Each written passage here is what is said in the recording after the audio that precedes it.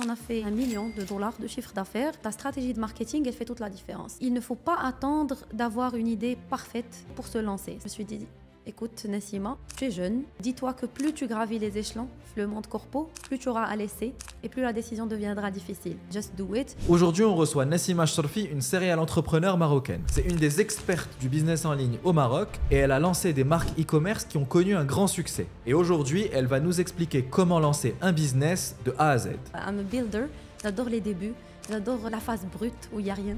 Il n'y a pas meilleure opportunité de construire des liens que quand tu ne vends toujours pas. Les personal brands, elles peuvent concurrencer des grandes marques. Certes, il y a eu une croissance incroyable au Maroc, l'e-commerce, mais il y a beaucoup encore de travail à faire. Moi, je fais les choses pour l'impact. Quand tu as vraiment du sens dans ce que tu fais, ça fait toute la différence.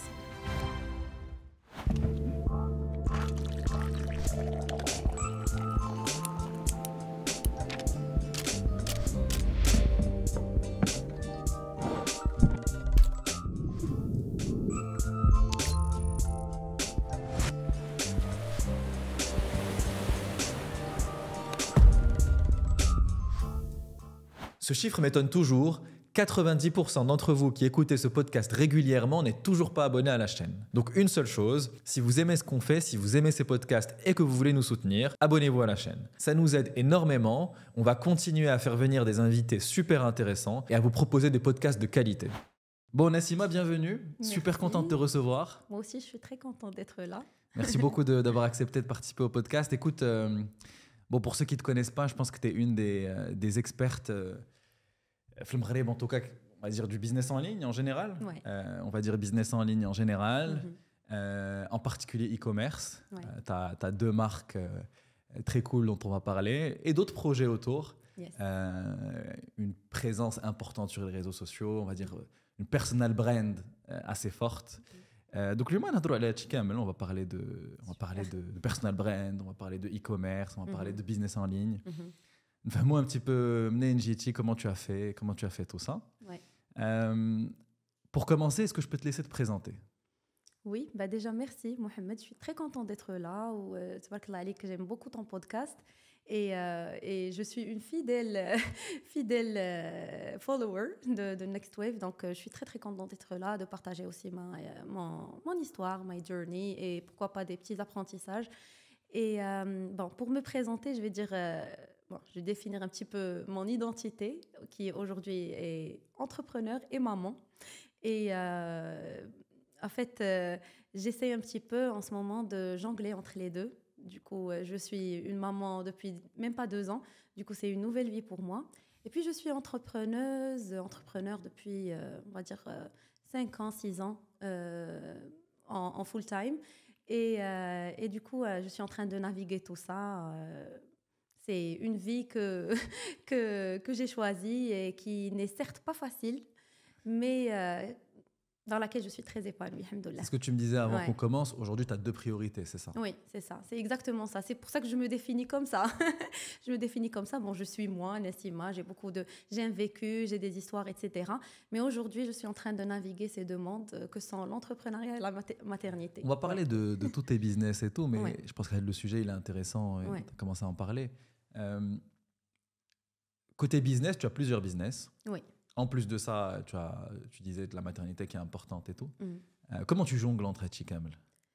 C'est beaucoup d'organisation, de priorisation et savoir ce qu'on veut.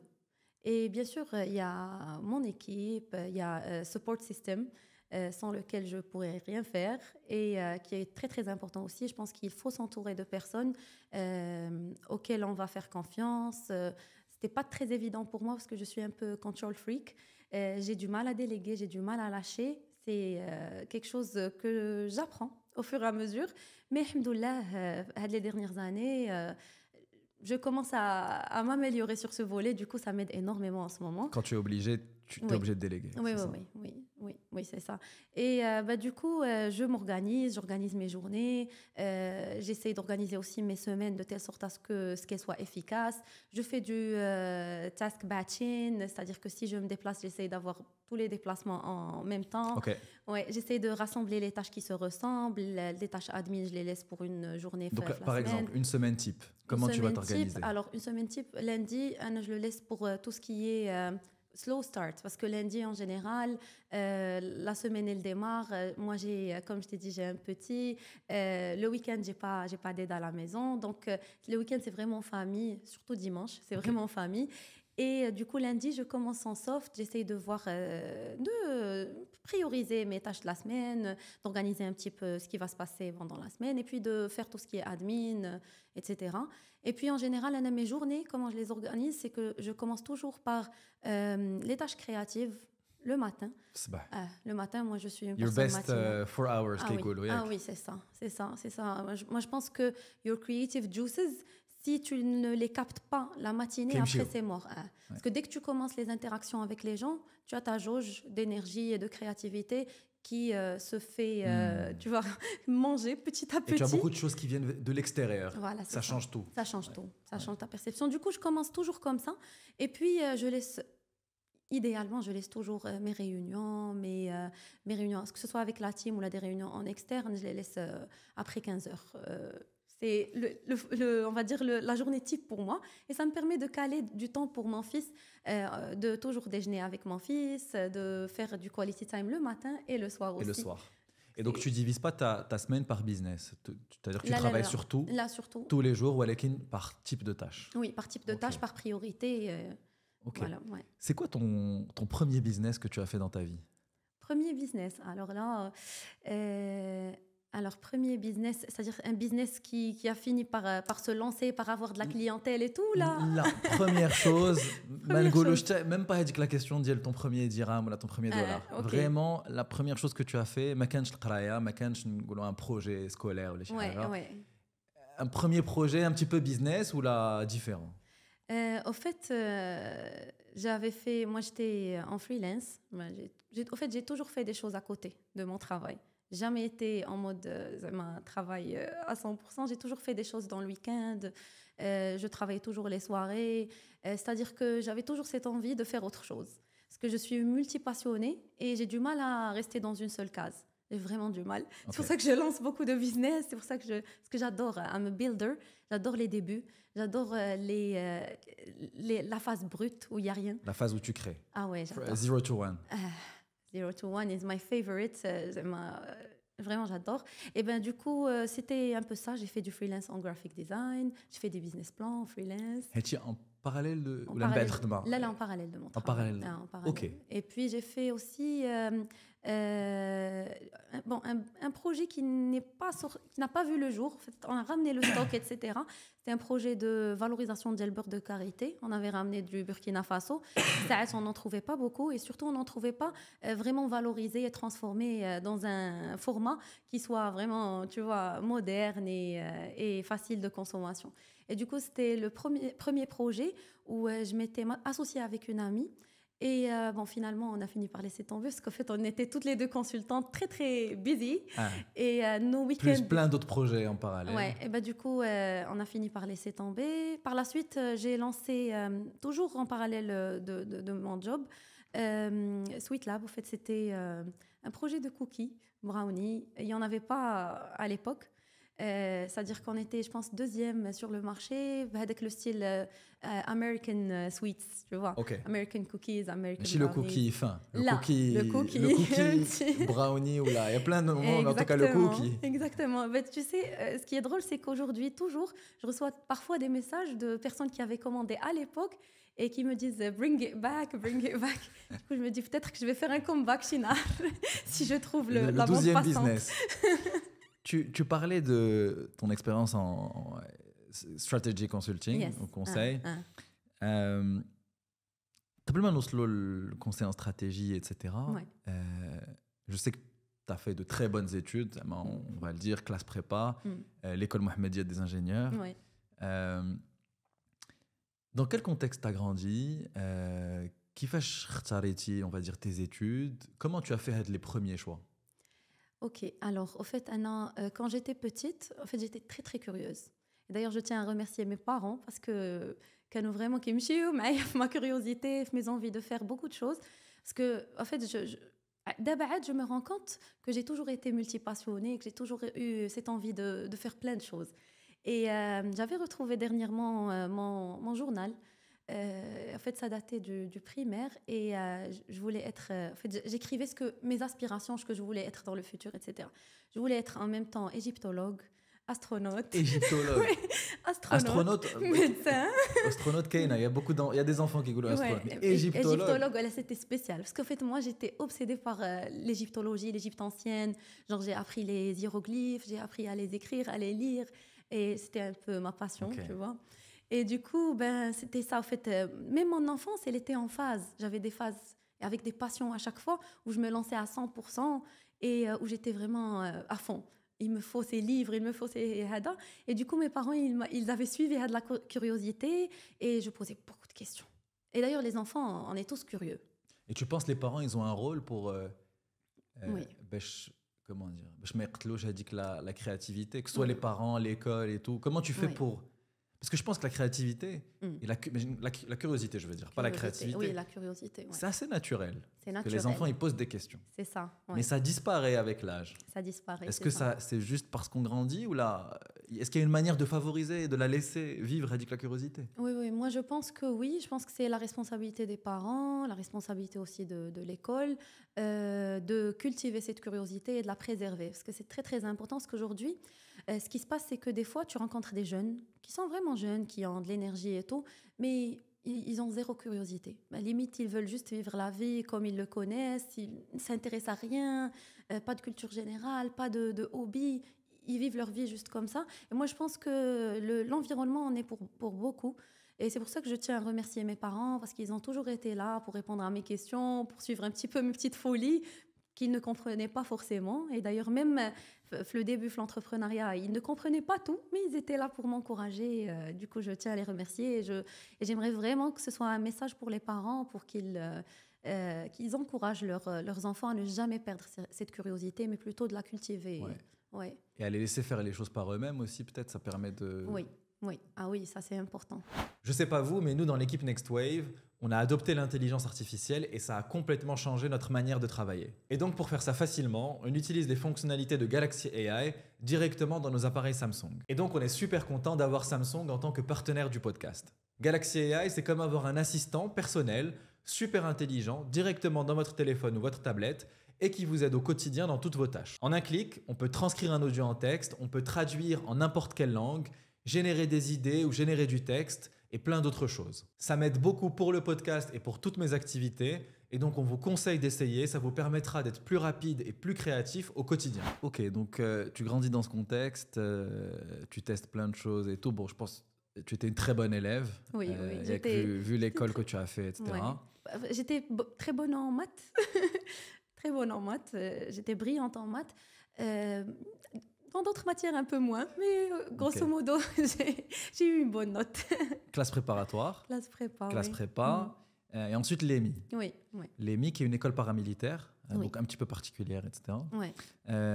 Qu'est-ce que ça t'a apporté de l'école? Est-ce que le fait que c'était paramilitaire, ça a fait quelque chose ou là, ça a eu un impact sur toi?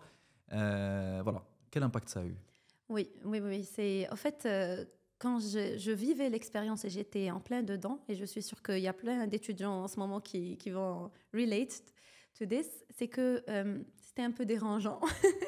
C'était un peu dérangeant, le système, l'uniforme, les règles, etc. Tu n'as pas l'habitude d'avoir toutes ces règles imposées. Et du coup, c'était un peu dérangeant au début. Mais par la suite, je me suis rendu compte que ça m'a beaucoup aidé à développer de la discipline, à développer de la rigueur aussi, à savoir travailler en groupe. Parce qu'il faut savoir que, par exemple, par exemple quand on a fait le Qassam devant Sa Majesté, ça, c'est un travail de groupe. C'est-à-dire que tu avances en brigade, c'est très organisé, ton pas, il compte, et ça te permet d'avoir la sensibilité de ton rôle une communauté en tant qu'individu. Et du coup, ça te permet vraiment de savoir un petit peu te positionner où sont les groupes, de savoir travailler en groupe. Donc, c'était des apprentissages que j'ai... en fait... je m'en suis rendu compte par la suite.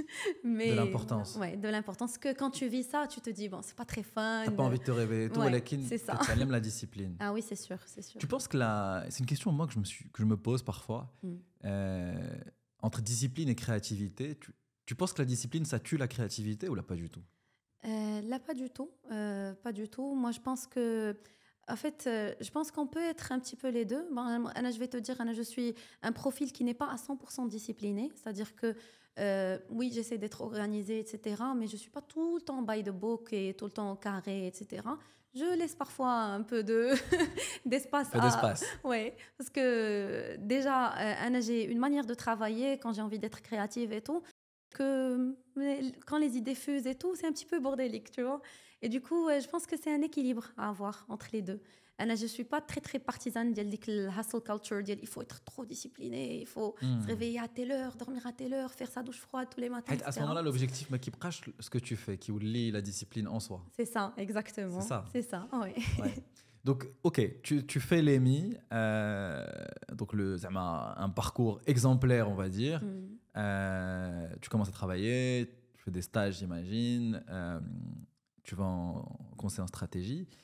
Avant ça, je crois que tu es à Londres pour j'ai fait une année. ton premier job et tout. Tu es à Londres. Oui, oui, oui. Tu as fait une année en échange. Là, pas en échange, c'était un master, oui, en business strategy et management. Donc, tu as fait une année à Londres. Ouais.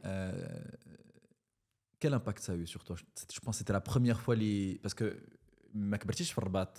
لا. كبرتي في اسفي. Oui, اسفي. جيتي الرباط donc déjà خرجتي un petit peu من الكونتكست. Oui. Mais كتبقى في المغرب. ولكن كتبقى في المغرب. Ouais. ومن بعد مشيتي للندن. Ouais. Qu'est-ce que ça a changé pour toi?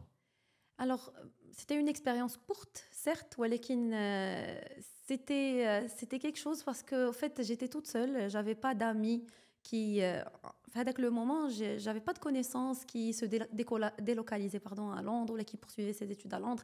Tous mes amis étaient en France, à Paris. Du coup, j'étais un petit peu toute seule. Je suis partie toute seule. Je me rappelle très bien que c'était la première fois, vraiment, j'ai vécu genre, j'ai rangé mes valises. Petitement, je suis descendue à l'aéroport et j'ai pris mon taxi. Qui a coûté une blinde. Parce que je m'y attendais pas du tout. Et le taxi قدام la résidence d'étudiants, là où le campus. Et j'étais là, toute seule, avec mes valises devant la résidence. Et je me suis dit, bon, Nessima, you're on your own. Donc maintenant, il va falloir trouver tes repères et faire de cette expérience... une expérience de vie aussi, parce que j'ai aimé en fait, le fait que Londres soit très cosmopolite. C'est une ville d'étudiants. C'est vrai, mais quand tu compares à des villes en Europe, ça m'a Europe hors Angleterre, on prend l'exemple de Paris, ouais. C'est beaucoup moins cosmopolite que Londres. Oui, ça c'est sûr. En termes d'acceptation des différences et tout, ça n'a rien à voir. Ça n'a rien à voir. Là, c'était génial. Franchement, c'était génial. J'ai rencontré des personnes extraordinaires de partout dans le monde. J'avais des copines et des amis de partout dans le monde. La classe, j'étais la seule marocaine, mais elle était très, très diversifiée. Et du coup, c'était une expérience intéressante de voir un petit peu les différents backgrounds et tout. Et puis, les profs, ils étaient très... à la British, tu vois. C'était très cool, très zen et c'était super, franchement. Okay. Ouais. Tu penses que c'était quoi ton apprentissage de l'AM à l'étranger? Alors, c'était surtout, en fait, savoir naviguer, être toute seule et ne pas forcément avoir les mêmes centres d'intérêt que mes amis, qui étaient mes amis, certes, mais qui aimaient sortir le soir et tout. Moi, c'était pas trop mon délire.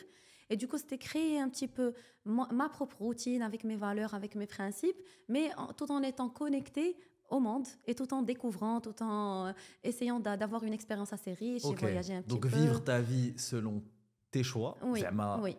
Parce que you're on your own. Yes. Donc qu'est-ce que je vais faire de mes journées et tout. En même temps, tu es dans un autre pays, tu découvres, tu rencontres, etc. Oui, c'est ça. Donc j'ai le Maghreb, tu commences à travailler en conseil en stratégie. Yes. D'ailleurs, j'ai envie, excuse-moi Mohamed, en fait, je viens de me rappeler en racontant ça, il y a des choses que j'avais complètement oubliées.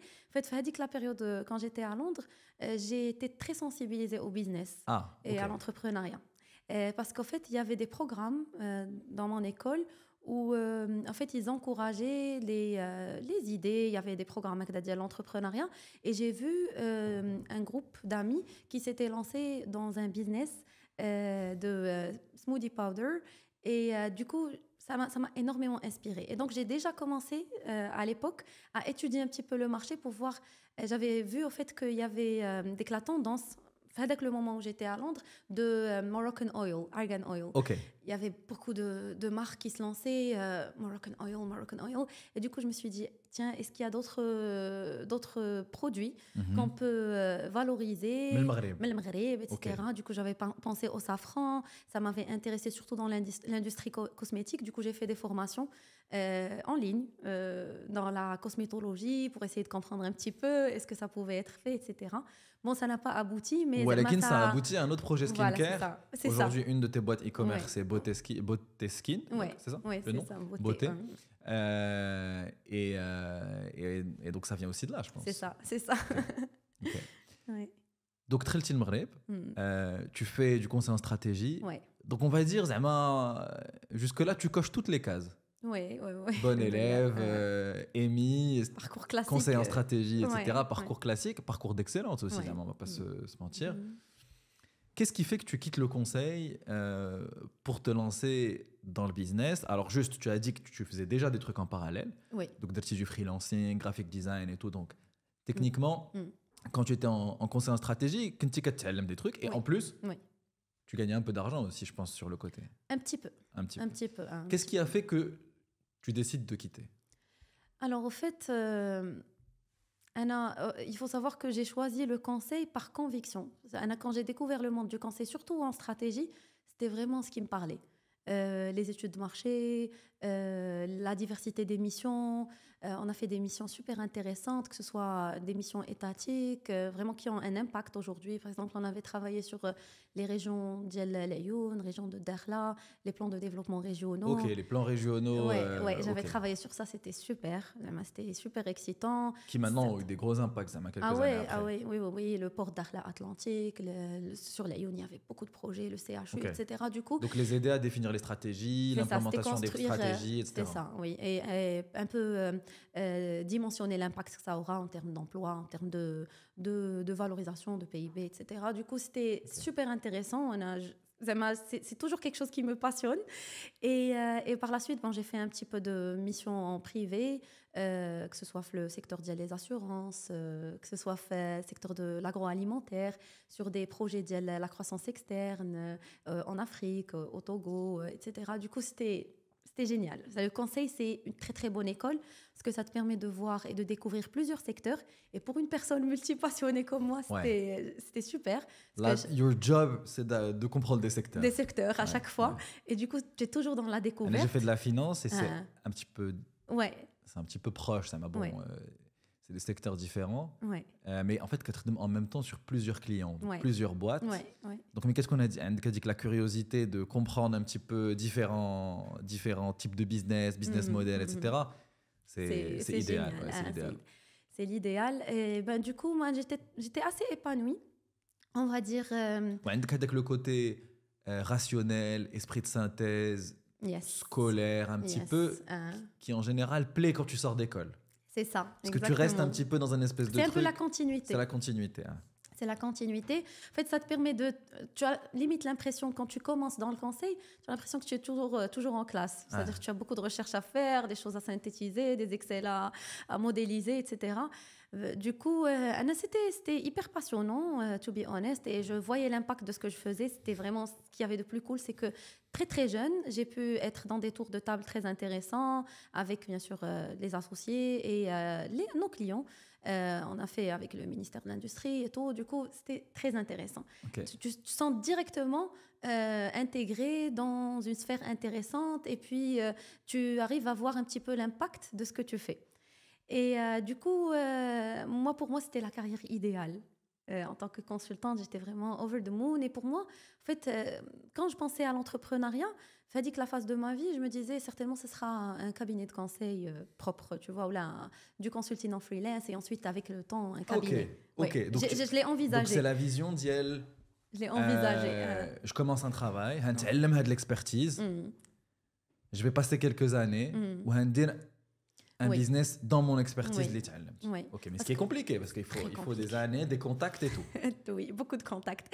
Et en fait, Hadi, c'était un peu la vision de mon père parce que avant que je choisisse mes études, chose qui n'a pas été faite, on va dire, de manière très très réfléchie. Normalement, tu es jeune, tu ne sais pas forcément, tu connais pas l'aboutissement des études que tu vas choisir. C'est-à-dire que tu n'as pas toute la vision 360 de ce qui va se passer avec le métier normal, et tout. normal. Du coup, au final, là, tu choisis un petit peu au pif. C'est-à-dire que c'est pas nécessairement tout calculé ou là.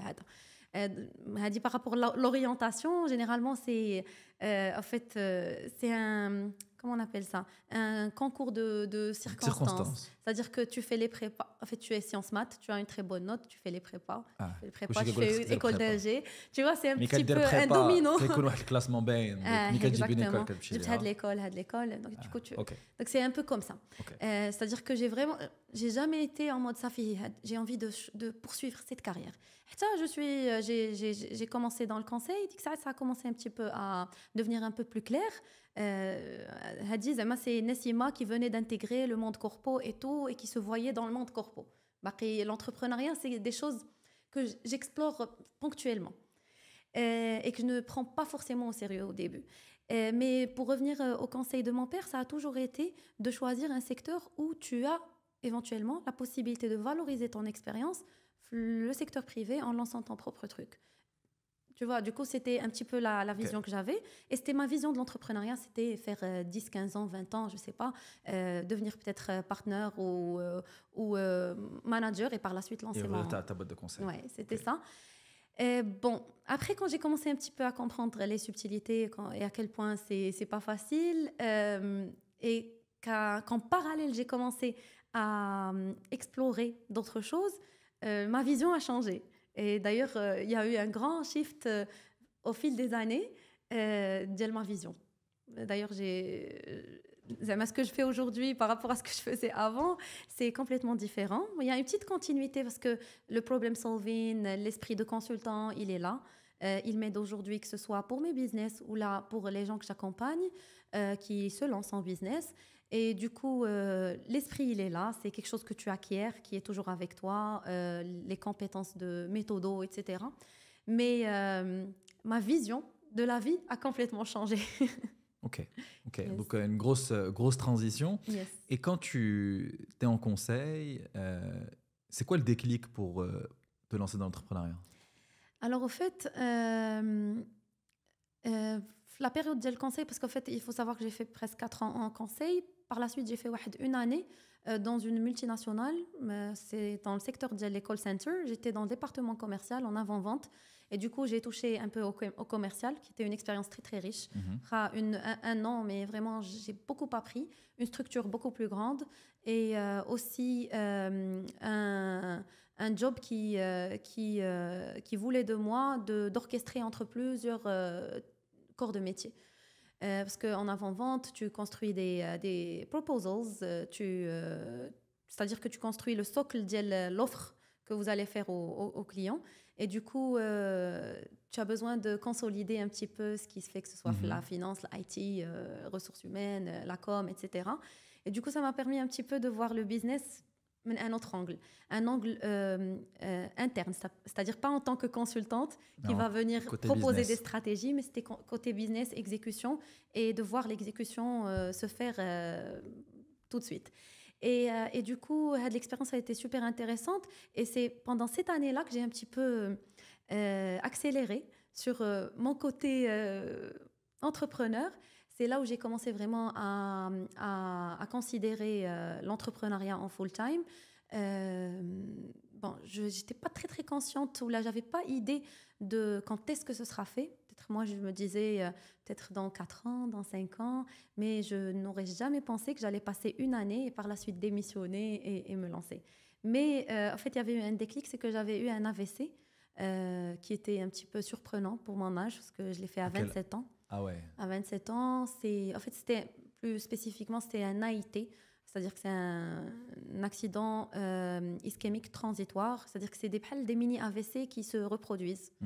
Et du coup, ce qui s'est passé, c'est que j'étais avec un collègue, on était en train de discuter dans le bureau, et c'était en fin de journée, et tout d'un coup, je ne vois plus rien.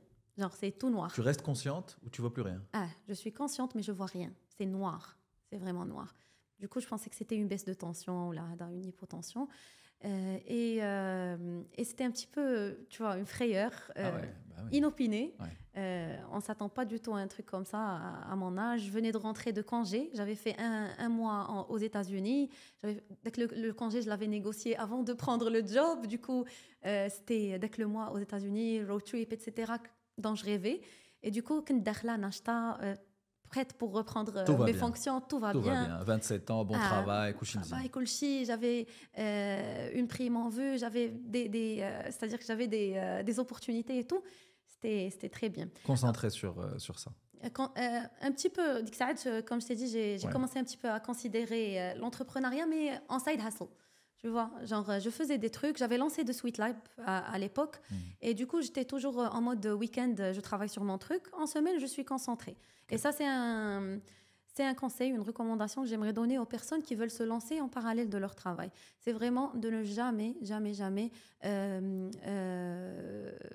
jeopardize, de ne jamais mettre en péril ton travail. Ton travail actuel. Ah oui, avant d'avoir quelque chose de solide. Ah oui, c'est très important, que ce soit pour toi ou là même pour laisser des connexions avec les gens et laisser, comme on dit, et ça, alhamdoulilah, pour l'instant, j'ai de très bons liens avec tous mes ex-collègues, avec mes ex-patrons et tout, parce que c'est très important, parce que pour moi, travailler avec éthique, c'est très important en tant qu'entrepreneur, parce que par la suite, tu sèmes ce que tu récoltes.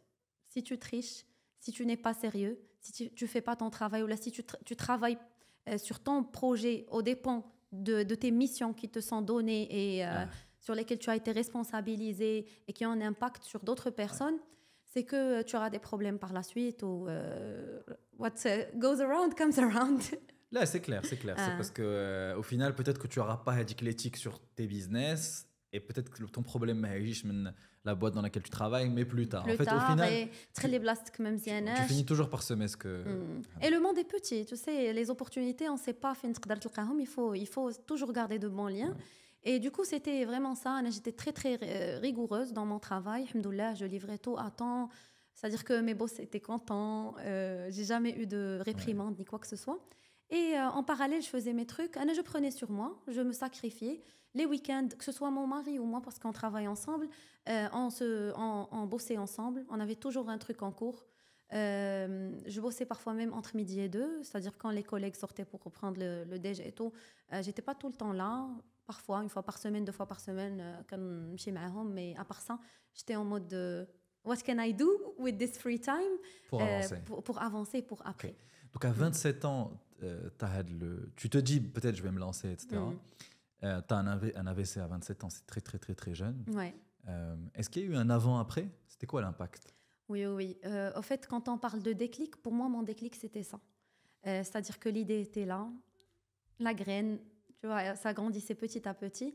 Mais c'était vraiment l'accélérateur ou c'était le déclencheur qui va vraiment me pousser à prendre la décision de démissionner. Parce qu'en fait, pourquoi? Parce que tu te dis la vie est courte ou là c'est quoi C'est ça, au fait, c'est parce que quand tu es en congé de maternité, en congé maladie, j'ai pris 1 mois, par la force des choses, bien sûr, le temps de faire tous mes scanners, etc., de commencer mon traitement. Et du coup, avec 1 mois, c'était un petit peu le vide, tu vois. C'était en mode déconnexion du travail et c'était en mode tu es face à tes idées, face à ta vision de la vie qui commence à changer. Tu te poses des questions aussi. Est-ce que je vis ma vie comme je le souhaite? Est-ce que je suis vraiment alignée avec ce que j'ai envie de faire, avec ma vision, etc. Et du coup, j'ai commencé à répondre à ces questions. Et c'était venu comme ça. La décision, en fait, elle était devenue très, très claire. J'ai été encouragée par mon mari, qui à l'époque, il travaillait encore, parce qu'en fait, il est sorti 1 an après moi. Okay. Il a quitté le monde corpo. Et du coup, il m'a encouragée. Il m'a dit, écoute, démissionne, let's do this. Tu as plein d'opportunités, d'XAT. J'avais des petites choses qui m'ont coûté, que j'avais Sweet Lab, je faisais du freelance. C'est-à-dire que déjà, je peux facilement reconstituer mon salaire. C'était un petit peu l'optique. Il était là pour un peu stabiliser dès que la phase. Du coup, il m'a encouragée. J'ai pris la décision. Je me suis dit, écoute, Nassima, tu es jeune. Dis-toi que plus tu gravis les échelons, le monde corpo, plus tu auras à laisser et plus la décision deviendra difficile. Et ça, je l'ai vu avec des collègues qui sont beaucoup plus avancés que moi, qui avaient des packages plus intéressants, des postes beaucoup plus avancés, qui étaient aussi ils ont beaucoup à perdre. beaucoup à perdre. Ça devient compliqué. Et tu as des Toujours enfants. possible, ouais, plus à perdre. C'est très possible, mais ça demande beaucoup plus d'audace et de courage. Et surtout quand tu as une famille qui grandit, tu as des responsabilités, etc. Le calcul, il devient un peu difficile. Anna, pour mon cas, on était tous les deux. Mon mari, il bossait toujours. Certes, c'était compliqué, c'est-à-dire qu'on a galéré quelques mois. Il y a des mois où ça allait bien, des mois où ça allait moins bien. Mais voilà, l'idée, c'était try, tu vois, juste vas-y. Et on va voir ce qui va se passer. Peut-être que ce sera super. Au pire, tu vas être tu as ton diplôme, tu peux valoriser ton expérience. Ça, je pense que c'est un bon conseil aussi pour les gens qui se lancent, c'est que déjà, tu avais des options. Tu pouvais travailler en freelance, donc tu pouvais avoir des revenus et tester des choses. Ouais. On va dire. Tu as pris une décision claire d'un coup pour te focus. Il y a un risque, il y a une prise de risque. Mais tu as un petit peu préparé les choses. Oui, et d'ailleurs, c'est ce que je recommande, c'est toujours d'avoir d'avoir un radeau. Un safety net. Un safety net, ça c'est sûr. Et d'avoir un radeau que tu construis en parallèle de ton travail, c'est-à-dire vraiment un radeau primaire pour naviguer. Par la suite, ça se transformera en beau voilier, mais tu n'es pas obligé d'avoir un business tout fait, tout parfait, etc. Là, mais déjà, quelque chose qui va qui va te permettre déjà d'avancer. Donc, c'était un peu ça. J'ai fait du conseil, du coup, en freelance. Alhamdoulilah, quand j'ai quitté, j'ai été, je sais pas, sollicitée par, je sais pas, subhanallah, par coïncidence, j'étais sollicitée par des cabinets pour faire du freelance. Du coup, j'ai pas chômé. J'ai commencé à travailler sur des missions en freelance et c'était super ce qu'en fait. Et je me disais, waouh, je suis encore jeune. Je m'attendais pas à travailler sur des missions en freelance aussi jeune. J'avais pas beaucoup d'expérience en conseil quand même. Et à l'époque, je voyais, quand j'étais consultante, je voyais des consultants en freelance qui avaient beaucoup plus d'expérience, qui étaient payés en TJM. Et je me disais, waouh, c'est super. J'aimerais bien faire ça un jour. Et du coup, 1 an et quelques plus tard, j'étais en mode freelance. C'était super sympa parce que la dynamique est différente. Tu travailles... Tu ressens que tu travailles à ton compte. Oui. Et tout en étant avec une équipe, etc. Et voilà, c'est ça. Donc, tu fais du freelance pendant 1 an et demi. En même temps, c'est une transition. C'est quoi ensuite le premier business que tu lances hors activité freelance, mais le premier business que tu lances ensuite? Ok. Alors, au fait, j'avais arrêté Sweetlab pendant un moment parce que quand j'étais tombée malade, etc., c'était question de vraiment prioriser un petit peu ma santé physique. Et Sweetlab, moi, je faisais tout toute seule, c'est-à-dire que je préparais tout à la maison et tout. Du coup, ça demandait beaucoup d'efforts physiques. Des fois, je restais toute la nuit, je faisais des nuits blanches, préparant des centaines de cookies que j'allais par la suite livrer. Livrer toi-même, oui, etc. j'allais faire toute la chaîne. Je fais les courses, genre je me déplace à Derb Omar, je fais les courses, je prépare en masse des cookies que je mets au congèle. Par la suite, je prépare les commandes, je communique dessus, je fais mon marketing, je prépare les commandes et je me déplace pour livrer, pour rencontrer les clientes. Du coup, Hadi, c'était un petit peu ma première expérience, le business, et contact client, etc.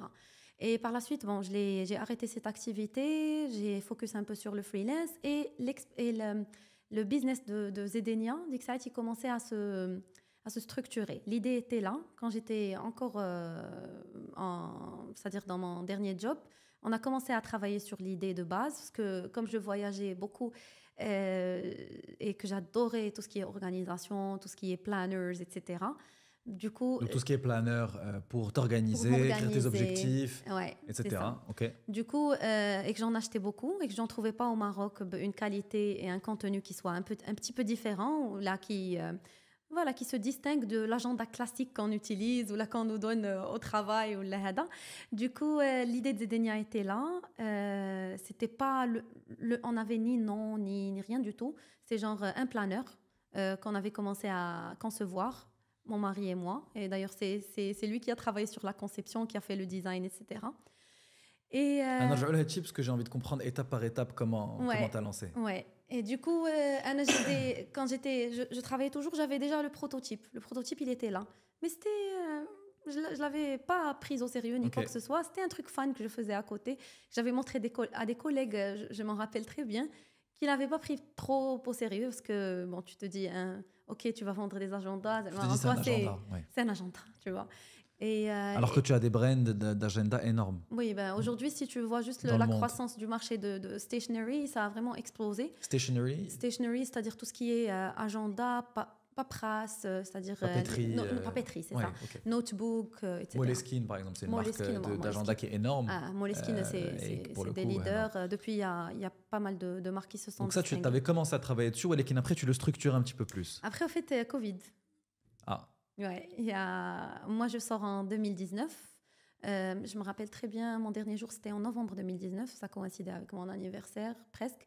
Et en février, on commençait un petit peu à voir le Covid, à le voir arriver. Et du coup, lockdown, mon mari travaillait de la maison, Anna, j'étais à la maison.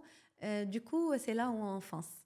On est en mode, OK, this is a good idea, parce qu'en fait, on voyait venir la tendance. C'était une vague qui était au tout début, la tendance du développement personnel, l'organisation, les objectifs, la productivité, etc. Ça commençait à arriver au Maroc, c'était vraiment les débuts. Avec le Covid, ça avait accéléré et je pense du coup que le timing, il était parfait. Du coup, on a lancé en plein Covid, on a structuré, on a ramené des échantillons, on a fait le tour des imprimeries, on a été découragé au début parce qu'on a eu des devis juste... Donc attends, on va revenir étape par étape parce que Anna, j'aimerais bien avoir parce que tu as lancé plusieurs marques e-commerce et je pense que tu accompagnes aussi des gens, etc. J'aimerais bien avoir une espèce de masterclass ou tu vois, étape par étape de comment tu lances un e-commerce. Ok.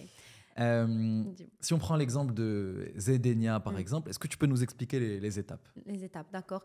Alors, au fait, il y a des choses, bien sûr, puisque c'était une première expérience, il y a des choses qu'on a fait un peu intuitivement, tu vois, qu'on a découvert par la suite. D'abord, j'ai une vision un peu plus organisée et des frameworks plus organisés que j'ai pu tester avec le temps et avec d'autres personnes. Mais en fait, Anna, pour moi, il y a beaucoup de personnes qui focusent énormément sur le fait de trouver un produit qui n'existe nulle part ailleurs, ou là, le fait de vraiment inventer quelque chose. Le produit. Le winning product. Et ça, c'est un terme qui a commencé à m'agacer, parce que c'est un terme qui se répète souvent dans l'e-commerce et qui n'est pas forcément, tu vois, représentatif de la réalité, parce qu'au fait, ton winning product, c'est pas un produit qui va être inventé, qu'on ne voit nulle part, etc. Mais Anna, j'ai une framework très très simple, c'est de prendre au fait un marché qui existe, d'accord, un marché qui existe, que tu arrives à jauger, c'est-à-dire à l'œil nu. Tu arrives à voir l'intérêt des gens à travers l'analyse, par exemple, les concurrents, les ads qui se font, l'intérêt. Maintenant, on a les réseaux sociaux qui sont un outil d'analyse exceptionnel. Pour moi, le temps donc les études de marché de Haladi, il est révolu. Aujourd'hui, tu rentres sur Internet, tu as un marché qui t'intéresse, tu as des outils qui font de la veille, et tu vois, des ads qui performent très très bien, clairement, et c'est très très net, ça saute aux yeux. Tu as le produit, il fait beaucoup de demandes parce qu'il y a beaucoup de commentaires, beaucoup de questions, etc. Donc beaucoup de recherches maintenant sur recherche, un produit. Exactement. Là, c'est-à-dire le produit, il est recherché par les gens. C'est ça. C'est-à-dire qu'il y a de la demande. Et quand tu parles d'ads, donc de pub, c'est toi qui testes des pubs et tu vois si ça fonctionne ou pas. Avant, tu analyses les pubs existantes. Maintenant, tu vas regarder dans le marché, que ce soit au Maroc ou ailleurs. Ouais. Les produits qui existent ou les pubs d'Yelhom où tu vois si ça fonctionne bien. Tu vois si ça fonctionne bien. Et tu peux avoir leurs chiffres pour voir si ça fonctionne bien. Oui, tu as les chiffres par rapport à l'engagement, c'est-à-dire les likes, les commentaires, les partages, etc. Ça, c'est des indicateurs très forts qui te permettent de comparer entre plusieurs produits et de voir, de faire une petite analyse de la demande. D'accord ? Peut-être pas de la chiffrer exactement, parce qu'il y a d'autres méthodes pour faire ça, mais déjà, par exemple, avec une personne qui n'a pas nécessairement, on va dire, les prérequis, je dirais une analyse de marché poussée pour faire un gap entre l'offre et la demande de manière quantitative, etc. Tu peux le faire de manière assez simple grâce aux réseaux sociaux aujourd'hui, chose qui n'était pas possible avant. Aujourd'hui, tu as des outils, il y a des outils payants qui ne coûtent pas grand-chose, qui te permettent d'avoir une vision claire. Là, en ce moment, quels sont les ads qui performent très très bien au Maroc, par exemple. Et du coup, ça te permet de détecter des produits. Ça te permet de détecter des produits. Et j'aime bien l'approche d'elle. Pour se lancer, il faut avoir un journal. C'est en fait un petit guide que tu te fais où tu notes donc les idées les جاوك.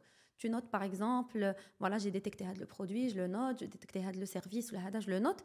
Par la suite, tu commences à trier et tu commences à faire tes validations. Et en fait, tu peux te baser sur plusieurs critères. Dépendamment de ta capacité à faire de l'analyse marché, tu peux pousser et voir un petit peu le potentiel en chiffre d'affaires, le potentiel en nombre le pool de tes clients potentiels, etc. Ou là, tu peux tout simplement dire, voilà, c'est un produit qui performe bien et moi, j'ai une idée de différenciation. Et le conseil que je souhaite donner, c'est une formule quasiment inratable pour avoir le bon produit. Je ne parle pas de l'exécution plus tard, comment tu vas faire ton marketing, ton branding, comment tu vas go to market et tout. Mais déjà, pour avoir un produit qui tient la route, si tu te bases sur un produit existant, qui est à la demande, qui répond à un besoin très très clair, et que tu le prends comme une base, et que tu essayes de voir des axes de différenciation qui peuvent être très variés. Un axe de différenciation, ça peut être la praticité, ça peut être le design, tu vois, ça peut être le prix, que je recommande pas forcément de faire des guerres de prix, mais c'est un axe de différenciation. Bon, ça peut être n'importe quoi, tu vois, mais quelque chose vraiment qui va me faire différencier de la concurrence. Et là, bien sûr, ça dépend des secteurs. Il y a des secteurs qui sont très concurrentiels. Il y a des Red Ocean, il y a des Blue Ocean, tu vois. Du coup, ça dépend. L'expérience qu'on a eue avec Zedenia, c'est qu'on était un peu top of mind. OK. Et donc, et vous étiez un des premiers. On était un des premiers, c'est-à-dire qu'il y avait un autre acteur, mais qu'on a pu dépasser. D'accord. Avec le moment, bien sûr, par la suite, ça a vite suivi. En général, quand il y a une nouvelle tendance, il y a beaucoup de marques qui se créent par la suite. Du coup, on a eu beaucoup de copycats par la suite. Mais, alhamdoulilah, on était top of mind, ce qui nous permettait d'avoir de très bonnes performances sur l'Ads sans avoir à dépenser un gros budget. On avait un coût d'acquisition très faible. Du coup, c'est très, très différent. Avec Beauté, c'est complètement différent. On est sur un marché, on est sur un Red Ocean, on est sur de la cosmétique. Là, pour le coup, il y a plein de concurrents. Il y en a beaucoup. Concurrents directs, indirects, locaux, internationaux. Tu choisis ton produit. Après, il y a la conception d'El Zedenia. Bien sûr. Hein. Comment tu conçois? Qui fait les partenaires pour la production? Comment ça se passe de la partie? Alors, au fait, on a fait la conception nous-mêmes. Là, on est en mode, quand on commence un projet, on essaye d'avoir tu vois, la main un peu partout. Et alhamdoulilah, c'est très formateur. Ça te permet d'avancer. C'est-à-dire qu'aujourd'hui, mon mari et moi, on peut couvrir toute la chaîne sans problème. Du design aux publicités, à la conception, tout. Et du coup, on a commencé tout seul, on a fait la conception. Après, on est allé voir les imprimeries. Et j'avais un target price pour le planeur à l'époque de 250 dirhams. Quand je suis allée voir les imprimeries, j'avais pas un gros budget. En fait, c'était une petite épargne qu'on avait mon mari et moi, qui venait de nos primes, etc. Mais vraiment un petit budget. Et du coup, j'avais pas le budget pour lancer une grande quantité. Et en imprimerie, quand tu lances une petite quantité, l'impression se fait en numérique. C'est beaucoup plus cher que quand tu le fais en offset, quand tu as des quantités beaucoup plus élevées, etc. Du coup, quand je suis partie voir les imprimeries, j'ai été choquée parce que, en fait, j'avais des devis de 350 dirhams. Ah ouais. 700 dirhams, un devis, j'ai rien compris. Le planeur. Oui, laisse tomber. Et comme j'avais un target price de 250 dirhams, du coup, c'était un peu compliqué. Du coup, on a fait beaucoup de recherches. Alhamdoulilah, en fait, parfois, tu tombes sur des personnes qui t'introduisent à d'autres personnes, qui te font confiance. Exactement. Et du coup, j'ai été présentée à une imprimerie assez traditionnelle. D'accord ? Donc, ils ne comprenaient pas forcément ce que je voulais faire, mais ils m'avaient donné un bon prix. C'est-à-dire qu'avec son prix, je pouvais avoir ma marge tranquille, etc. Et je pouvais faire du packaging et valoriser le produit. Et comme ils ne comprenaient pas c'est-à-dire le produit et ce que c'était, Pour lui, c'était de l'impression. Et donc, en fait, l'une des anecdotes qui se passait et qui, bon, à l'époque, c'était pas des anecdotes, c'était nightmare. C'est que, par exemple, quand je réceptionnais mes stocks, la moitié du stock était juste c'est-à-dire, comment on appelle ça? Impraticable. Qui t'a produit? Qui me produit parce qu'au fait, il mélange entre les pages en français, parce que moi j'avais une version française et une version anglaise. Du coup, il me mélange les deux versions. Il me place des feuilles là où elles ne devraient pas être placées. Il rajoute des feuilles, il retranche des feuilles. Il y a des planeurs, les films 170 pages, d'autres 200. Tu vois, c'est pas... Ah ouais, ça marche vraiment pas, impossible. C'est aléatoire. Impossible. Mais c'était impossible. Genre, moi, je passais des nuits à parcourir page par page. Parfois, c'était inversé, tu vois. En fait, tous les problèmes possibles et imaginables, on les avait au début. Et on vendait quand même. C'est-à-dire, quand je ramenais mes stocks, c'est-à-dire, je donne un exemple. Je ramène un stock de 500. J'arrivais à vendre maximum 300. Ah ouais. Et du coup, c'était un nightmare d'un point de vue coût, d'un point de vue marge, etc. Et d'un point de vue aussi temps, parce que c'est un temps fou si tu dois parcourir page par page pour offrir un produit qui est vraiment impeccable. Et du coup, on passait vraiment des heures à faire du contrôle de qualité. On était vraiment à fond coincé dans l'opérationnel avec ça. Et comme on avait lancé Dixaat, qu'on avait des commandes qu'on fulfillait nous-mêmes, c'est-à-dire qu'on avait personne avec nous, il n'y avait que mon mari et moi de chez nous au début. Et donc, on était coincés dans l'opérationnel. Et donc, les débuts de Zedenia, c'était un peu ça. C'était how to figure out, how to get out of this operational, tu vois... Nightmare. Nightmare, exactement.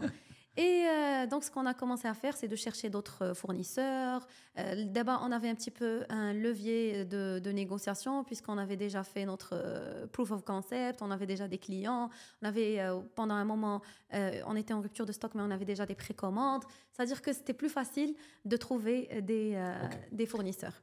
Donc, le fournisseur, déjà, c'est difficile. Très difficile au début. Et je pense que tu es obligé de tester, jarrab, tu changes, etc. Oui. Et surtout quand tu es devant quelqu'un. Mais c'était le Maghreb déjà, ce qui était une bonne chose, parce que tu avais les interlocuteurs et tu pouvais facilement je me déplaçais reproduire. sur place et j'essayais ce qui déjà aide. Ouais.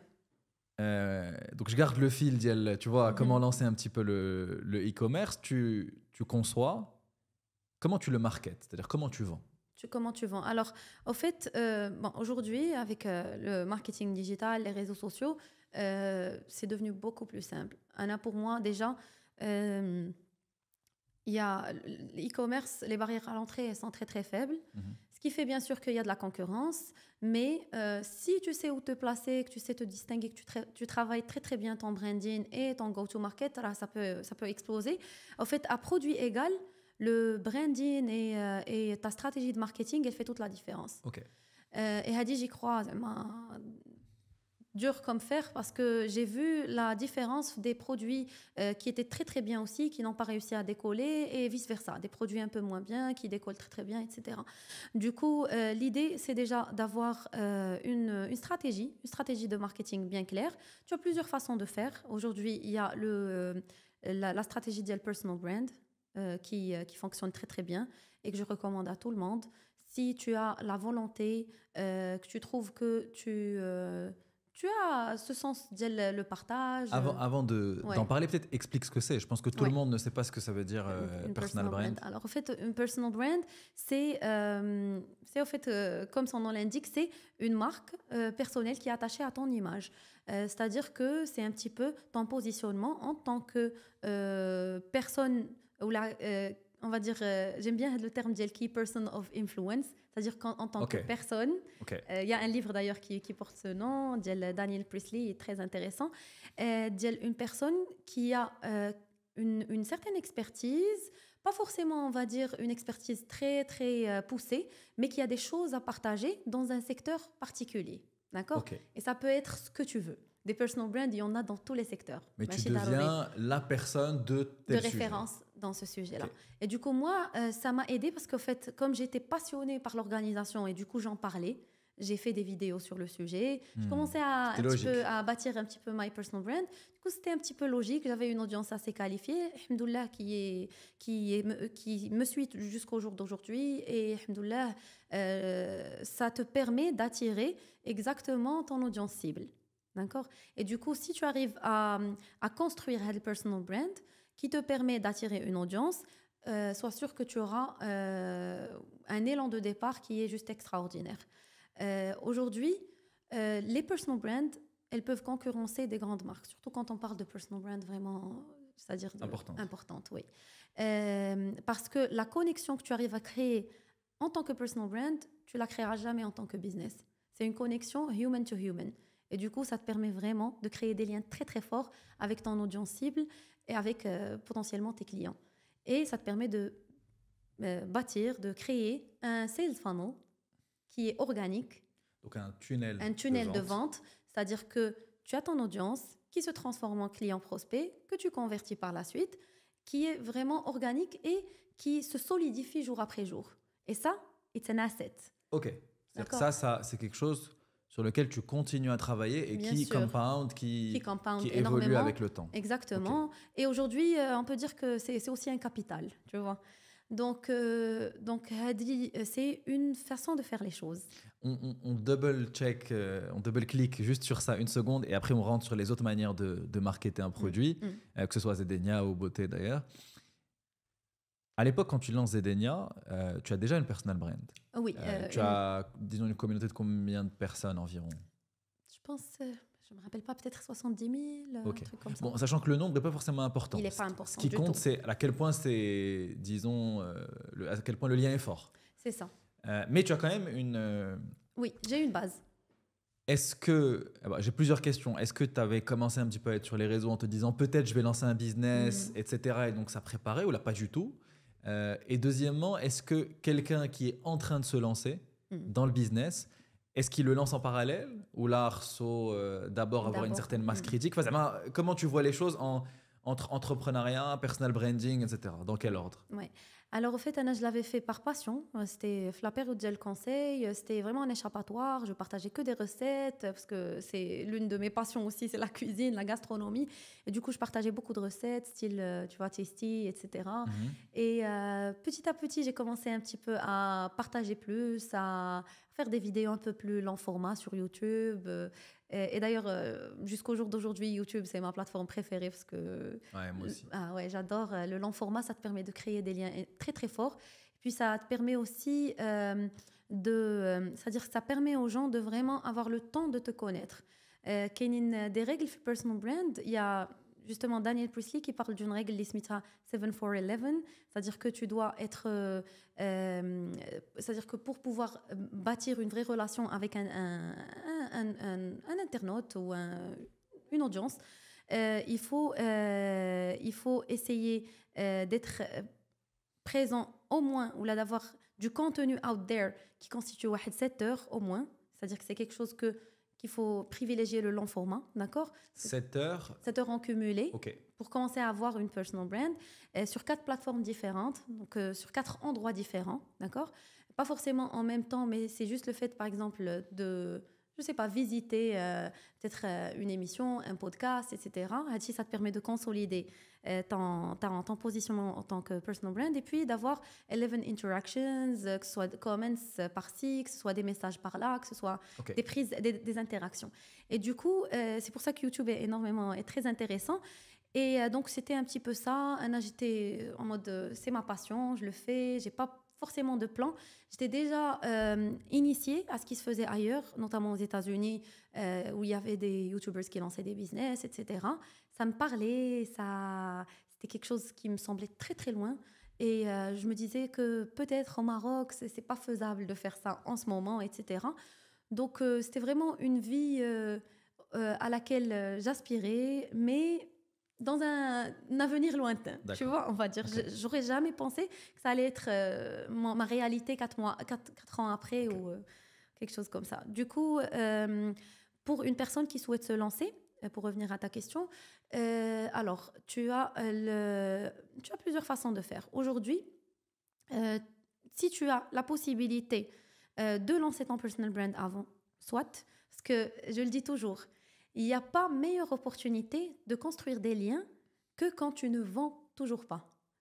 Tu vois, quand tu n'as toujours pas un produit à vendre, c'est le meilleur moment pour construire des liens très très forts. Okay. Et du coup, c'est ce que je recommande toujours aux personnes que je coach ou les formations et tout, c'est que tu as une idée de business, c'est très bien. Tu auras quelques mois pour la développer, pour pouvoir la réaliser. Avec le moment, essaye de créer une personal brand. Peut-être que tu n'arriveras pas, je sais pas, à des chiffres. Encore une fois, les chiffres, c'est pas ce qu'il y a de plus important. Mais dis-toi que si tu lances avec une vraie communauté, avec de vraies personnes avec lesquelles tu auras tissé des liens, qui vont constituer maintenant 1000 personnes, 2000 personnes, 500 personnes, c'est mieux que zéro. Imagine la différence que ça va avoir sur ton lancement et la différence que ça va avoir par la suite sur ton parcours. Parce qu'en général, quand tu lances un truc, tu penses que tu vas lancer et que tout le monde va t'écouter, va te répondre, ça arrive, etc. Ouais. Et en général, quand tu lances, il ne se passe rien. Nobody cares. Même tes amis ne regardent pas. C'est ça. Tout le monde s'en fout. C'est ça. Et en plus, c'est dès que le stress dit je vais lancer quelque chose, ils vont voir et tout. En fait, il n'existe pas parce que tout le monde s'en fout. C'est ça. Donc voilà, au moins tu le montres à 500 000 personnes. C'est déjà énorme. C'est énorme. Exactement. Et en fait, je l'ai vu de l'expérience avec plusieurs personnes que je connais, en fait, qui ont tout misé sur le produit, le lancement, etc., le site web. Et en fait, dans leur tête, et c'est surtout c'est-à-dire quand tu viens pas du domaine, quand tu n'as pas déjà une guidance, etc., ou là, quand tu viens d'un domaine complètement différent, tu penses que si tu prépares tout ça, que tu lances ton site web, il y aura des visites. Parce que c'est ce que tu vois, je pense. Mais quand tu viens pas du domaine, quand toi tu achètes, tu vois la partie branding, site et tout, tu vois pas tout le reste derrière. C'est ça. Ouais. Et du coup, tu as l'impression que tu vas lancer ton site, ça fait. Les gens, ils vont commencer à acheter. Je ne sais pas où, tu vois. Ils t'attendaient. C'est ça. Et après ça, tu vois, ça peut vraiment décourager. Et du coup, Anna, dis-moi, je recommande d'avoir une phase de personal branding construction et une phase de pre-launch. Anna, ça fait partie de... Building public Ok. Building public, c'est très intéressant. Tu es en train de préparer, tu peux montrer ce que tu prépares. Exactement, tu documentes. Okay. Donc, tu peux construire en parallèle ton business et ta personal brand. Et aujourd'hui, encore plus. Aujourd'hui, il y a Rise de Founder Accounts. C'est des personnes qui ont construit en public leur brand et qui ont explosé. Il y a même des entreprises qui font des médias. Donc, et les founder accounts, c'est énorme ça. Les gens qui n'avaient pas de personal brand, mais qui ont déjà des boîtes et qui se disent, en fait, aujourd'hui c'est important d'avoir une personal brand, sinon celui qui est en train de lancer sa boîte et qui va avoir une personal brand, il peut me dépasser. Une dernière question sur ça, on passe sur la suite, parce qu'après, tu as d'autres manières de vendre. Aujourd'hui, c'est quoi pour toi les dernières tendances? Parce que maintenant, tu as une belle présence sur les réseaux sociaux, sur plusieurs réseaux. Tu as une personal brand qui est hyper forte. Je crois que tu dois avoir 200 ou 300 000 personnes sur Insta. YouTube, tu dois avoir peut-être 300 000, quelque chose. Donc, tu as quand même une présence assez importante. Pour toi, Zama, c'est quoi aujourd'hui les formats qui fonctionnent? Est-ce qu'il y a des nouveautés? Est-ce que finalement, peut-être c'est pas important et il ne faut pas réfléchir en se disant c'est quoi le dernier truc? Mais Zama, c'est... une question un peu mixée, c'est-à-dire à la fois c'est quoi la tendance, c'est quoi le meilleur truc à lancer, est-ce que ça a une importance de réfléchir comme ça? Anna, je pense que en fait il y a certaines tendances, mais il y a des tendances qui sont en train de, je vais pas dire de mourir, mais de descendre graduellement. Par exemple la tendance du highly edited, c'est-à-dire tout ce qui est big production, etc. Il y a quelques années ça marchait très très bien et en ce moment c'est un petit peu en train de redescendre.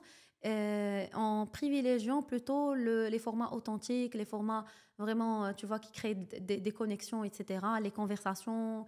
Et je pense que, en fait, ça vient du fait que les gens, ils ont tellement été déconnectés et on est tous tellement déconnectés de la réalité, on est trop connectés sur le téléphone qu'on a senti, peut-être en étant tellement connectés, une certaine solitude et qu'on est en train de rechercher donc l'authenticité des relations humaines, raw, simples, tu vois. Et je pense que Hadi, c'est une tendance que j'ai vue, en tout cas à l'étranger, qui vient d'arriver au Maroc aussi et qui fait créer des personnes qui arrivent à créer des liens sans pareil avec leur communauté. Parce qu'il faut savoir que les liens que tu crées avec ta communauté, c'est des leviers énormes.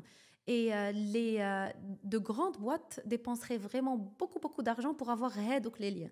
Donc les types de liens que toi, tu peux avoir vraiment juste avec un téléphone et ta façon d'aborder les choses. C'est-à-dire qu'aujourd'hui, c'est plus le focus, est là, le lien, et solidifier avec le lien, avec la communauté. Les gens, ils ont trop consommé de personnalité à la vie idéale, tu vois, highly edited, etc. Donc l'authenticité. L'authenticité. Mais ça veut aussi dire que tu peux faire des choses simples et que ça fonctionne. Oui, bien sûr, bien sûr. Tu n'as pas besoin d'une production hada, pas du tout. Tu peux, avec un téléphone, l'éclairage naturel, faire beaucoup de choses. Faire déjà des choses. Et tu as même des gens qui sont assez connus et qui maintenant font des choses beaucoup plus simples qu'avant. Oui, tu as vu. C'est intéressant. Tu vois, tu as des youtubeurs qui ont des millions d'abonnés. Yes. Et qui faisaient du highly edited et qui maintenant vont faire quelque chose de très simple avec un tableau blanc, etc. Et c'est vrai que c'est assez impressionnant. Ok, donc personal branding, c'est important. Nous prenons le cours avec Nassima de lancement de e-commerce. Première manière de lancer, c'est la personal brand. Yes. Maintenant, que tu aies une personal brand ou pas, dans tous les cas, tu utilises plusieurs leviers. Parce que tu utilises notamment de la publicité. Mais bien sûr. Comment ça se passe? Bien sûr. Anna, je suis toujours, en fait, c'est pour ça qu'il y a une différence entre se positionner en tant qu'influenceur qui a une marque et qui va vendre à sa communauté uniquement, et en tant que business person. Tu vois, quand tu réfléchis business, forcément, tu réfléchis à ce qui est le plus efficace. À ce qui est le plus efficace. Tu es en mode 360 sur tes stratégies et tu réfléchis en mode business qui va survivre sans moi. D'accord? Parce qu'on est en mode, tu vois, business survival. Donc, depuis le début, on a été, même avec le coup de boost que je donne à mes différents business, on a toujours été à cheval sur les autres stratégies, que ce soit des stratégies organiques, c'est-à-dire sur les plateformes des business en soi, c'est-à-dire du contenu qui est natif du business, d'accord? C'est-à-dire du contenu qu'on va produire qui n'a rien à voir avec moi, d'accord? Mais qui va pousser plutôt les plateformes des business en soi. Et là, tu n'es pas sur les contenus? C'est-à-dire sur les vidéos que tu vas poster sur les plateformes, toi tu es pas sur la vidéo. Je peux y être, tu peux, mais pas forcément. Non, mais pas forcément, pas du tout. Pas du tout. Du coup là, c'est une stratégie de contenu organique, mais qui n'est pas native. C'est-à-dire qui te permet d'atteindre une audience organiquement. C'est-à-dire que c'est du soi-disant free traffic. Donc là, le mensonge de la pub, c'est, on va dire, content, mais qui n'est pas personal brand. Exactement, c'est du inbound marketing, c'est du free traffic, en quelque sorte. C'est pas 100% free, mais c'est pas du paid advertising. C'est-à-dire que c'est pas des publicités payantes, ni de l'influencer marketing, par exemple. Ok, magnifique. Donc, Hadi, c'est du contenu que tu vas poster. Donc, advertising, c'est publicité. Influencer marketing, c'est les influenceurs avec lesquels tu fais des partenariats. Exactement. Et qui mettent en avant ton produit. Là, déjà, on a parlé de 4 manières différentes. 4 manières, voilà. On est en train de voir un petit peu les manières, on va dire le business moderne. Le business moderne, exactement. On est en cours de business en ligne aujourd'hui. Je l'ai dit au début. Mais du coup, tu as ton content, ton organic content qui est très très important, qui te permet, in fine, d'avoir un compounding effect très très intéressant sur tes coûts d'acquisition, encore une fois. Parce que tout ce que tu fais d'organique, ça te permet, in fine, de descendre tes coûts d'acquisition, même sur tes publicités. Sur les publicités. Exactement. Comment ? Et en fait, c'est ce que j'appelle de bucket strategy, c'est-à-dire les efforts que bucket tu fais. Bucket strategy, comment on va le dire en français ou en arabe ou là. En fait, tu as un. Il faut jamais réfléchir à une stratégie comme étant séparée. C'est-à-dire, je vais faire de l'influence bucket marketing. strategy, donc c'est un truc tous les efforts ils convergent. D'accord. Tu vois. Et que tu es en train de verser des efforts le même récipient. D'accord. J'ai compris. Parce qu'il y a des personnes qui pensent que quand tu fais tes ads, la performance des ads, c'est les séparer. Ouais. Parce que si tu as des interactions, tu crées du network, tu crées des network effects. C'est ça, exactement. Donc tu as des interconnexions entre toutes tes manières de communiquer et de faire ton marketing. Et du coup, tes ads, tu as tes performances des ads, etc. Quand tu places ton produit avec, je sais pas, un influenceur, une influenceuse, c'est de la notoriété que tu gagnes. C'est-à-dire que ton investissement que tu fais, c'est-à-dire le budget que l'influenceur va te demander, ton return on investment, il ne se fait pas que sur les conversions directes, les rates d'euros avec l'influenceur, mais c'est un return on investment qui va impacter également tes performances في ads parce que ça va booster ta notoriété, parce que ça va permettre de créer l'omniprésence de ton produit et ton service, que ce soit. C'est pour ça que Anna, je suis adepte de toutes les méthodes en même temps. Okay. My personal brand, organic content. En plus, personal brand, tu vas l'utiliser pour plusieurs business. Voilà, c'est donc, ça. Content, parce que ça compound. Ça compound. Plus tu en fais, plus ça va être fort. Exactement. Plus tu en fais aussi, plus tu as la chance de peut-être go viral, tu as la chance d'atteindre une audience plus importante. Okay. C'est-à-dire si tu produis aujourd'hui 10 vidéos, par exemple, on va dire sur Instagram, 10 reels, tu as une chance beaucoup plus élevée qu'un de tes reels soit viral et du coup atteindre une audience qui ne connaissait pas forcément ton produit ou ton service. Du coup, Hadi, ça va compound aussi avec quand tu places ton produit ou service chez des influenceurs et avec tes publicités. Donc, c'est un tout. Parce qu'il y a beaucoup de personnes qui te lancent en e-commerce et c'est surtout les gens qui viennent de l'e-commerce pur. Tu vois, des gens qui sont en mode je détecte des produits, je les revends et qui sont sur une phase un petit peu, c'est-à-dire qu'ils ne sont pas sur des brands. Ils sont plutôt sur de la revente, sur du fast. Ils veulent faire des coups. Ils vont faire des coups. Ils ont une obsession avec l'ADS. Et du coup, si personne ne te connaît, tu ne fais pas de placement nulle part et que tu lances des campagnes ads, ben forcément, tes performances, elles ne seront pas tip-top. Surtout dans des marchés qui sont concurrentiels. Pourquoi ? Parce que les gens qui voient les ads, elles t'ont vu ailleurs et c'est pour ça qu'elles vont cliquer ? Bien sûr. Ou là, c'est parce que les ads qui bannent avec le profil que tu as construit ? En fait, c'est un tout. Parce qu'une personne, elle n'est jamais présente. Une personne qui est présente sur les réseaux sociaux, généralement, elle est présente un peu partout. Et du coup, il faut le voir comme étant...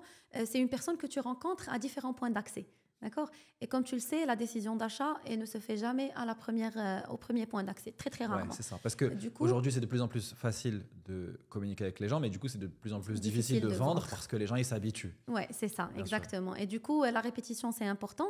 Et l'omniprésence, c'est important. Et c'est aussi du marketing psychologique que tu fais, que tu arrives c'est-à-dire à ancrer petit à petit. Et Hadji, en fait, le résultat, pourquoi je parle de compounding effect, parce que tu vois vraiment, au fil du temps, tu vois à quel point, dès que le résultat, il part en exponentiel. Donc, tes coûts dans les pubs, ils sont plus faibles. Lorsque tu fais des campagnes d'influence, tu as un meilleur return, tes contenus fonctionnent. Donc, exactement.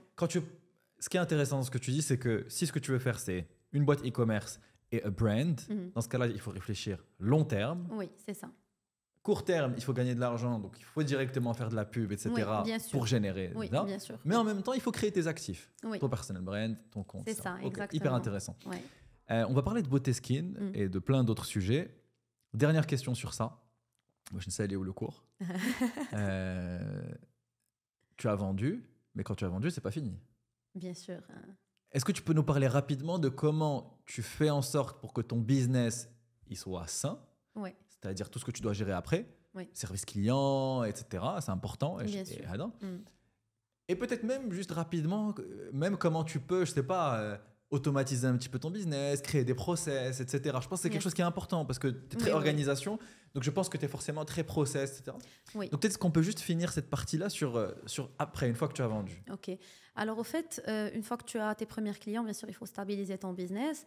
Il faut aussi, et ça c'est important, avoir une bonne stratégie de pricing, une bonne stratégie de prix parce que tu commences tout seul, mais par la suite tu auras des charges. Forcément, tu veux grandir, tu auras une équipe. Il va falloir déléguer, il va falloir peut-être avoir un office. Là, vous êtes combien sur tous tes business si tu prends tout, si je prends tout, on est une vingtaine. Ah oui, quand même. Ouais, okay. Mais c'est tous les business, d'accord. Et il y a des business où on est moins et avec lesquels on travaille avec plus de freelance. D'accord, là, tu veux dire c'est juste l'équipe interne. C'est l'équipe interne sur tous les business. Ça fait, ok. Tous les business. Alors, au fait, pour grandir, pour stabiliser et ensuite scaler, il faut bien sûr avoir fait les calculs. C'est pour ça que je recommande d'avoir une marge large au départ. Ça te permet d'avoir l'aisance dans ton scaling. Il y a toujours des problèmes, il y a toujours des imprévus. Et, subhanallah, l'être humain, sa relation avec l'argent, tu sous-estimes toujours ce que tu dépenses et tu surestimes toujours ce que tu gagnes. Et du coup, quand il y a des imprévus, tu es en mode tu vois. Et je connais plein de personnes qui ont lancé des projets, qui font des ventes, mais qui font pas du profit. Et au final, un business, c'est pas un chiffre d'affaires, c'est du profit. Et Ouais, du coup, ouais, c'est il ça. Si tu faut... montres que le chiffre d'affaires, ben, C'est rien. c'est pas vraiment. Là, c'est pas c'est pas un bon indicateur. Il faut du profit. Et du coup, voilà, oui, il y a des process à suivre. C'est-à-dire qu'aujourd'hui, on essaye d'automatiser. Alhamdoulilah, avec l'intelligence artificielle, on a intégré pas mal d'outils qu'on utilise aujourd'hui, que ce soit pour la génération de leads, pour le traitement des demandes, service client, etc.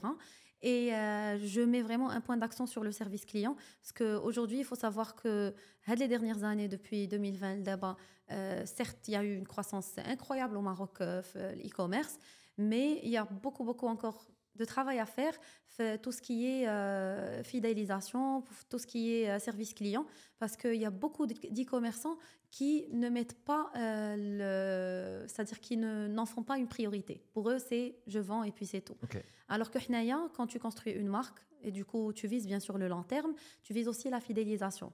Parce que Anna, ça ne m'intéresse pas de toujours acquérir de nouveaux clients. Moi, j'ai envie que quand je fais des efforts, j'ai mon coût d'acquisition, la valeur ديال le client, la valeur longue vie ديال le client اللي غادي نجيب تكون intéressante. C'est-à-dire que si aujourd'hui ça me coûte, je sais pas, je dis n'importe quoi, 20 dirhams ou les 30 dirhams pour acquérir un nouveau client, j'ai envie que le client il rachète, etc. Du coup, forcément, je dois mettre en place un service client qui est impeccable. Je dois mettre en place un service après-vente, surtout dans un domaine comme la cosmétique, où il peut y avoir des problèmes. C'est-à-dire que tu ne peux pas avoir un produit qui va plaire à tout le monde. C'est juste impossible. Mais du coup, quand tu as un service client, quand tu es client-centric, et Hadi, c'est quelque chose... j'insiste sur ça énormément, surtout les personnes qui travaillent avec nous, qui sont dans le service client. Pour moi, c'est client first, c'est pas d'ego. Dans le business, il n'y a pas d'ego. Le client est roi. Le client est roi. On commence d'abord par écouter le client, par lui donner raison. Et oui, c'est vrai, des fois, il y a des clients qui sont un petit peu, tu vois, les clients sont bons. Mais on essaye d'être intelligent dans la gestion parce qu'au final, l'objectif est très clair. L'idée, c'est vraiment d'avoir un taux de satisfaction qui est très élevé. Et alhamdoulilah, ça a fait que même avec un petit peu de, on va dire, de coverage que j'ai et tout, j'ai jamais, alhamdoulilah, fait de bad buzz, que ce soit avec mes marques, j'ai jamais eu de remontées négatives. Ouais, toujours important. C'est très important de gérer cette réputation en ligne et ça te permet, alhamdoulilah, quand même d'avancer tranquillement parce que j'ai déjà vu des personnes qui ont vécu des nightmares avec beaucoup de réclamations clients, etc. Ok. Hyper intéressant. Merci beaucoup pour l'explication. Vraiment, ça permet d'avoir toute la chaîne. C'est hyper intéressant. Donc, tu lances Zedenia, tu lances Beauté Skin. Donc, Beauté Skin Care, donc cosmétique. Ouais. Un business différent, produit plus compliqué, parce que plus de concurrence, etc. Ouais. Je pense plus d'investissement. C'est un projet quand même qui est plus développé. Ouais. Pourquoi avoir envie de lancer une deuxième marque? Comment tu as vu un petit peu les choses? Alors au fait, Anna, c'était, j'en reviens à l'idée qui كانت جاتني à Londres et c'est aussi un domaine qui me fascine, le domaine du bien-être, surtout du skincare et surtout du skincare coréen. J'aime beaucoup, j'ai été en Corée plusieurs fois et je consomme beaucoup de skincare. Du coup, c'est un domaine qui m'intéressait et je pensais quand même qu'il y avait beaucoup à faire encore. C'est-à-dire qu'au Maroc, alhamdoulilah, on a des produits de terroir très intéressants à valoriser dans le domaine de la cosmétique, mais en termes de branding et en termes de positionnement, il y avait du travail à faire. Beaucoup de travail à faire. Je peux te dire que quand on avait lancé, il n'y avait même pas une dizaine de marques qui avaient... De cosmétiques marocaines. De cosmétiques marocaines qui avaient un positionnement et un branding on va dire aux standards internationaux. Okay. D'accord. Alhamdoulilah, aujourd'hui, ça se développe très très vite, très vite. Mais voilà, c'était venu de ça. Et puis, l'idée, c'était un nouveau challenge dans un secteur très concurrentiel. Je me rappelle, le budget de départ, il était 10 fois plus élevé que celui de Zedenia. Du coup, un plus grand budget, un plus gros challenge. Tu peux nous dire le budget ou... J'ai pas envie. En fait, je peux te dire plus tard, mais j'ai pas envie de décourager les gens qui veulent se lancer dans la cosmétique. D'accord. Parce que c'est faisable de le faire avec moi. Ah oui, okay. Ça c'est sûr. Okay. Et pour Zedenia, c'était quoi environ le budget? C'était petit? C'était petit. Okay. Ah ouais, c'était très petit. Très petit. 5 chiffres, tu vois. Ok. Ok. Ok. Et du coup, ben, c'était un challenge, une envie d'apprendre plus, un rêve qui se réalise aussi. Et l'idée, c'était de se différencier. Et c'est pour ça qu'on a choisi le thé vert comme ingrédient phare. L'idée, c'était vraiment de marquer au début, parce que avec un différenciateur qui marque, tu arrives quand même à attirer l'attention des gens, parce que c'est difficile d'avoir l'attention des gens dans la cosmétique, parce qu'il y a tellement de produits partout, dans le retail, les grandes surfaces, sur Internet, les produits cosmétiques, il y en a partout. Les pharmacies, les parapharmacies, Comment tu te etc. distingues? Tu te Et là, distingues. c'est la qualité du produit, le Le branding. branding, Ouais. ouais, c'est ça. Et c'est pour ça que la cosmétique, plus tu es dans un secteur concurrentiel, bien sûr, plus il faut miser sur le branding, sur ton storytelling, sur des points de connexion avec ton audience qui vont te permettre vraiment c'est-à-dire d'ancrer ta marque dans l'esprit des gens. Et c'est pour ça qu'on avait fait au fait une phase de teasing qui, je suis très très contente parce qu'au fait aujourd'hui, elle a été faite en case studies, que ce soit dans des écoles où il y a des personnes qui ont repris la même phase de teasing qu'on a fait avec le même concept et tout. Mais c'est quelque chose qui me rend très très fière parce que c'était quelque chose qu'on avait imaginé mon mari et moi. Et c'était l'idée de vraiment faire un bon pre-launch et de miser vraiment sur la phase de teasing pour faire un lancement mémorable. Et alhamdoulilah, ça avait très très bien fonctionné. Bien sûr, on Donc, a... tu commences à en parler en amont, tu montres comment tu développes, etc. Exactement, bien Ok. sûr, ouais. Et voilà, du coup, c'était comme ça. On va passer aux autres business que tu Mhm. fais, parce que tu fais plein de choses, ça qui est intéressant. Question, je ne sais pas si tu parles de tes chiffres sur la partie e-commerce, si tu partages un petit peu, en fait, j'ai tes déjà chiffres d'affaires, partagé... etc. ou pas trop. En fait, j'ai partagé le chiffre de Zedenia juste pour une seule raison. J'ai jamais partagé ce de beauté, mais pour Zedenia, c'était pour donner l'exemple qu'avec un produit qui, au départ, choque, pour lequel on a reçu beaucoup de commentaires négatifs. Vous vendez un agenda à 250 dirhams, il y en a à 5 euros, à Action ou à Ada, parce qu'on a essayé de faire aussi de l'international. C'est agenda je m'adiro bih walou زعما فهمتي Ouais. c'est beaucoup de moqueries, beaucoup de hada. Ouais. Et pour voir qu'avec un seul produit, un monoproduit, tu peux atteindre un certain chiffre d'affaires, tu peux atteindre $1 million de chiffre d'affaires avec un très très bon profit parce qu'entre-temps, tu as négocié, bien sûr, tu as fait tes économies d'échelle, tu as ramené de nouveaux fournisseurs, Donc etc. le chiffre, c'était C'était $1 million pendant 2 ans actifs. Parce qu'il faut savoir que Zedenia, elle a été active pendant 2 ans. En ce moment, ça fait 1 an qu'on a arrêté. On est en train de tout refaire, au fait, d'avoir une refonte globale. Ce qui est bien sûr pas très très évident parce que tu as déjà pu avoir une part de marché, tu laisses vide pendant un moment, donc c'est un Et très là, très je pense grand que risque. vous êtes focus sur autre chose, ça marche un petit peu moins Là, bien. en fait, là, pas du tout, ça marchait très très bien. Alhamdoulilah, ce qui nous a boosté énormément, c'est le B2B. Ouais. Et ça, il faut le dire, c'est une manière de scaler aussi. Et c'est ce qui était intéressant, un domaine comme le domaine de la stationery, la papeterie, Ouais, on la va dire, papeterie. c'est que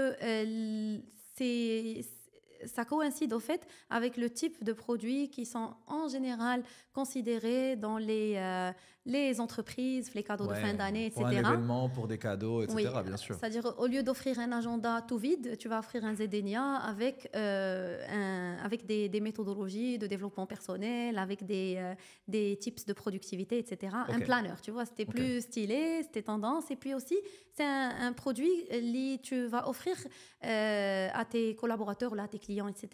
Et du coup, alhamdoulilah, on a fait beaucoup de B2B. Et aujourd'hui aussi, on en fait encore. C'est-à-dire que s'il y a une entreprise qui nous sollicite, on peut carrément faire une co-création, un planner. On a tout le process qui est déjà ficelé pour avoir un planner 100% personnalisé pour éradiquer l'entreprise avec des besoins même qui sont liés à l'activité. C'est-à-dire qu'aujourd'hui, on fait un audit avec l'entreprise pour proposer du contenu full planner qui va venir vraiment être c'est-à-dire adapté à l'activité de l'entreprise.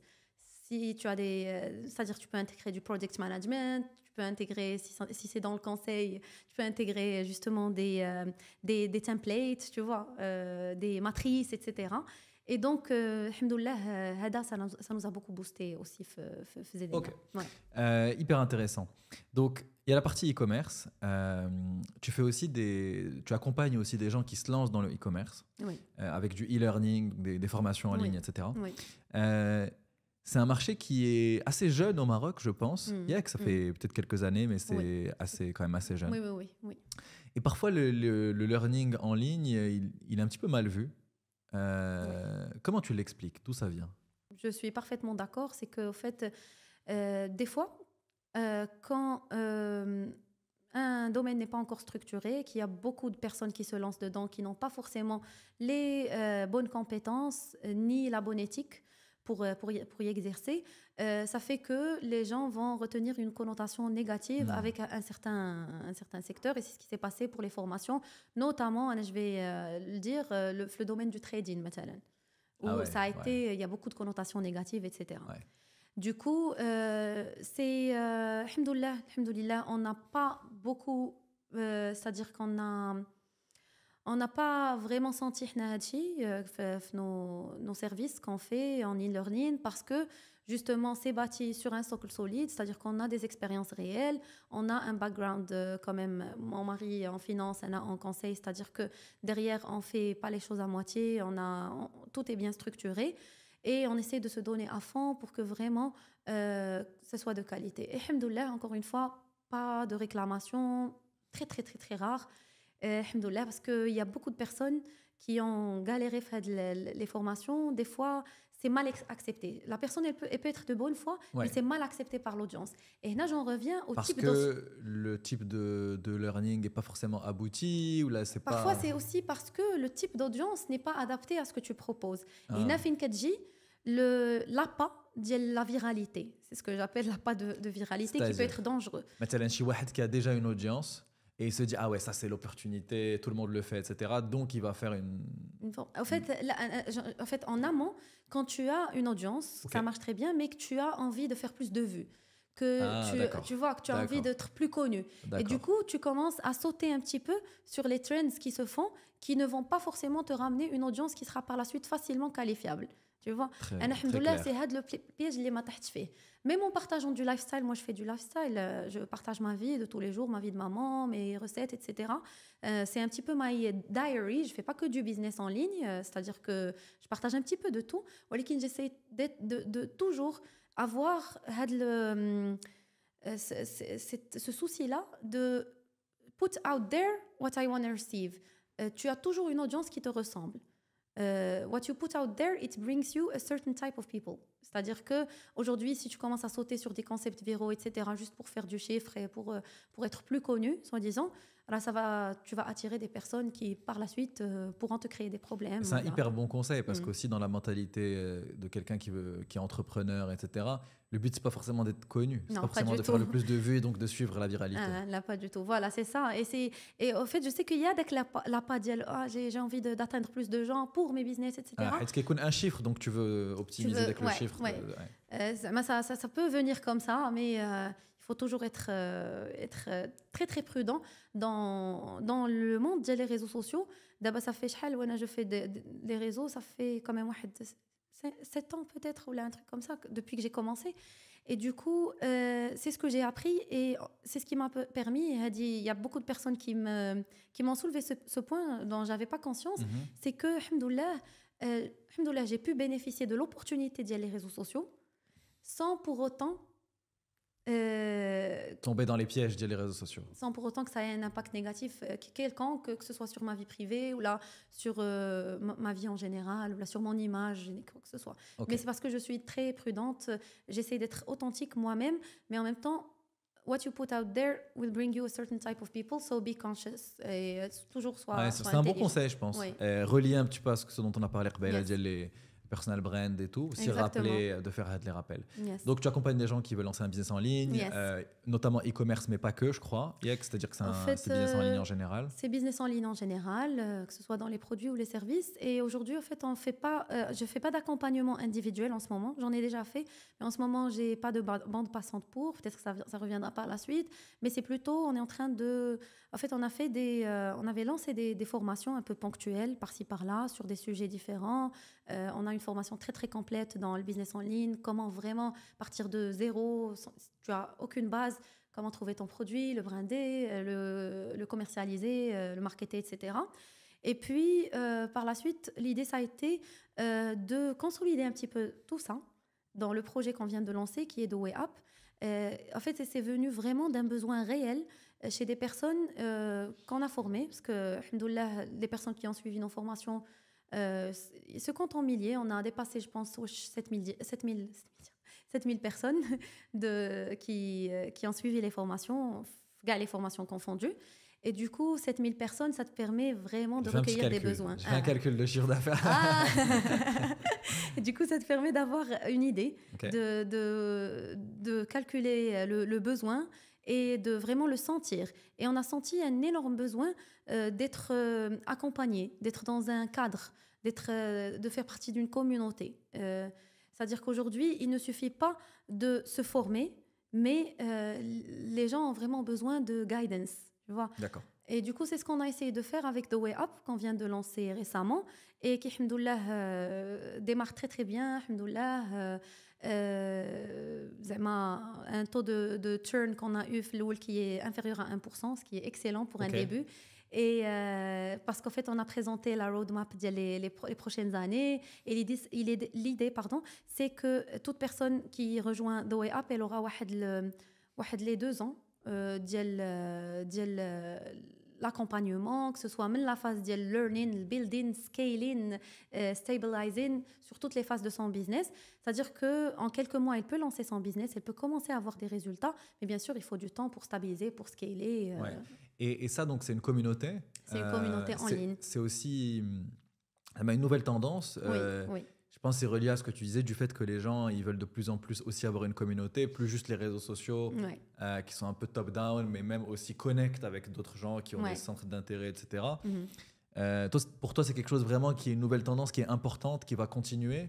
Comment tu vois le domaine des communautés? Les communautés. Alors, je pense que c'est une très belle tendance. Je pense que c'est une très belle opportunité aussi, business.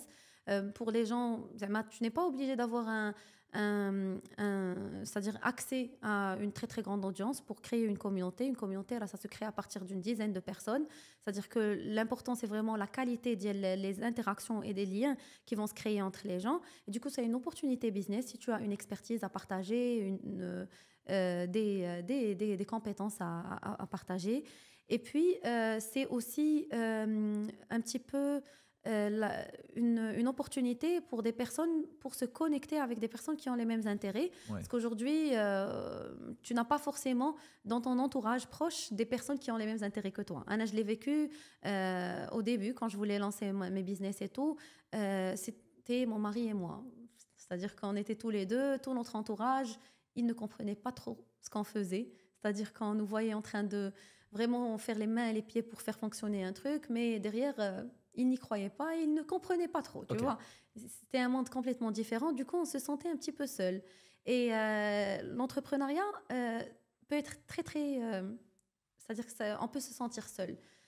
Tu peux te sentir solitaire et du coup, c'est une opportunité pour les gens pour se connecter dans différents secteurs et centres d'intérêt.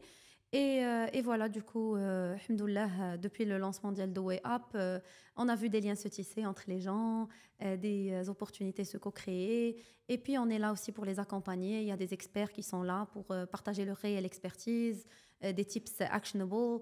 Donc, on est vraiment dans l'accompagnement pour que tu puisses avoir tout ce dont tu as besoin pour te lancer dans le business, notamment le business en ligne. Voilà. Tu m'as parlé d'un projet un petit peu différent, parce que là, on a parlé beaucoup de business online, en ligne, réseaux sociaux, etc.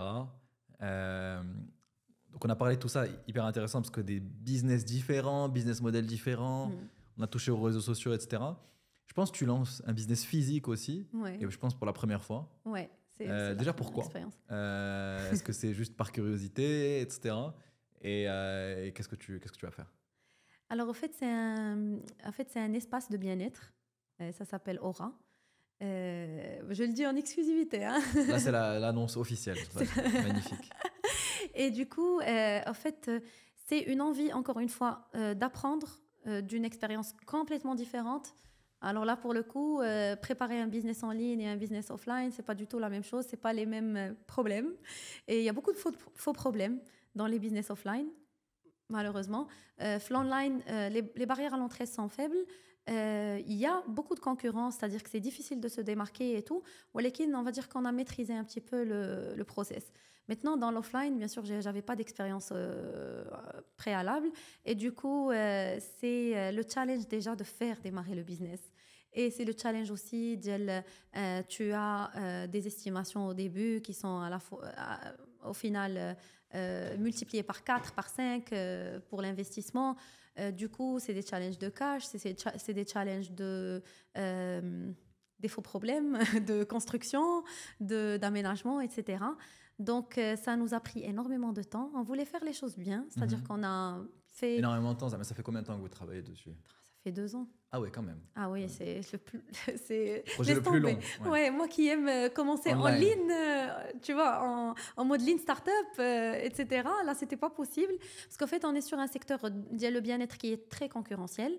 Et du coup, dans un endroit aussi très concurrentiel de Casa. Et du coup, il fallait se distinguer. Et pour se distinguer, bien sûr, il faut y mettre le temps, il faut y mettre les expertises, bureau d'études, architectes, etc. C'est quoi les apprentissages un petit peu que tu as eu différents par rapport à ce que tu as appris dans le business en ligne, dans le business un peu plus physique ou là, on va dire traditionnel? Ouais, alors en fait, c'est surtout humain.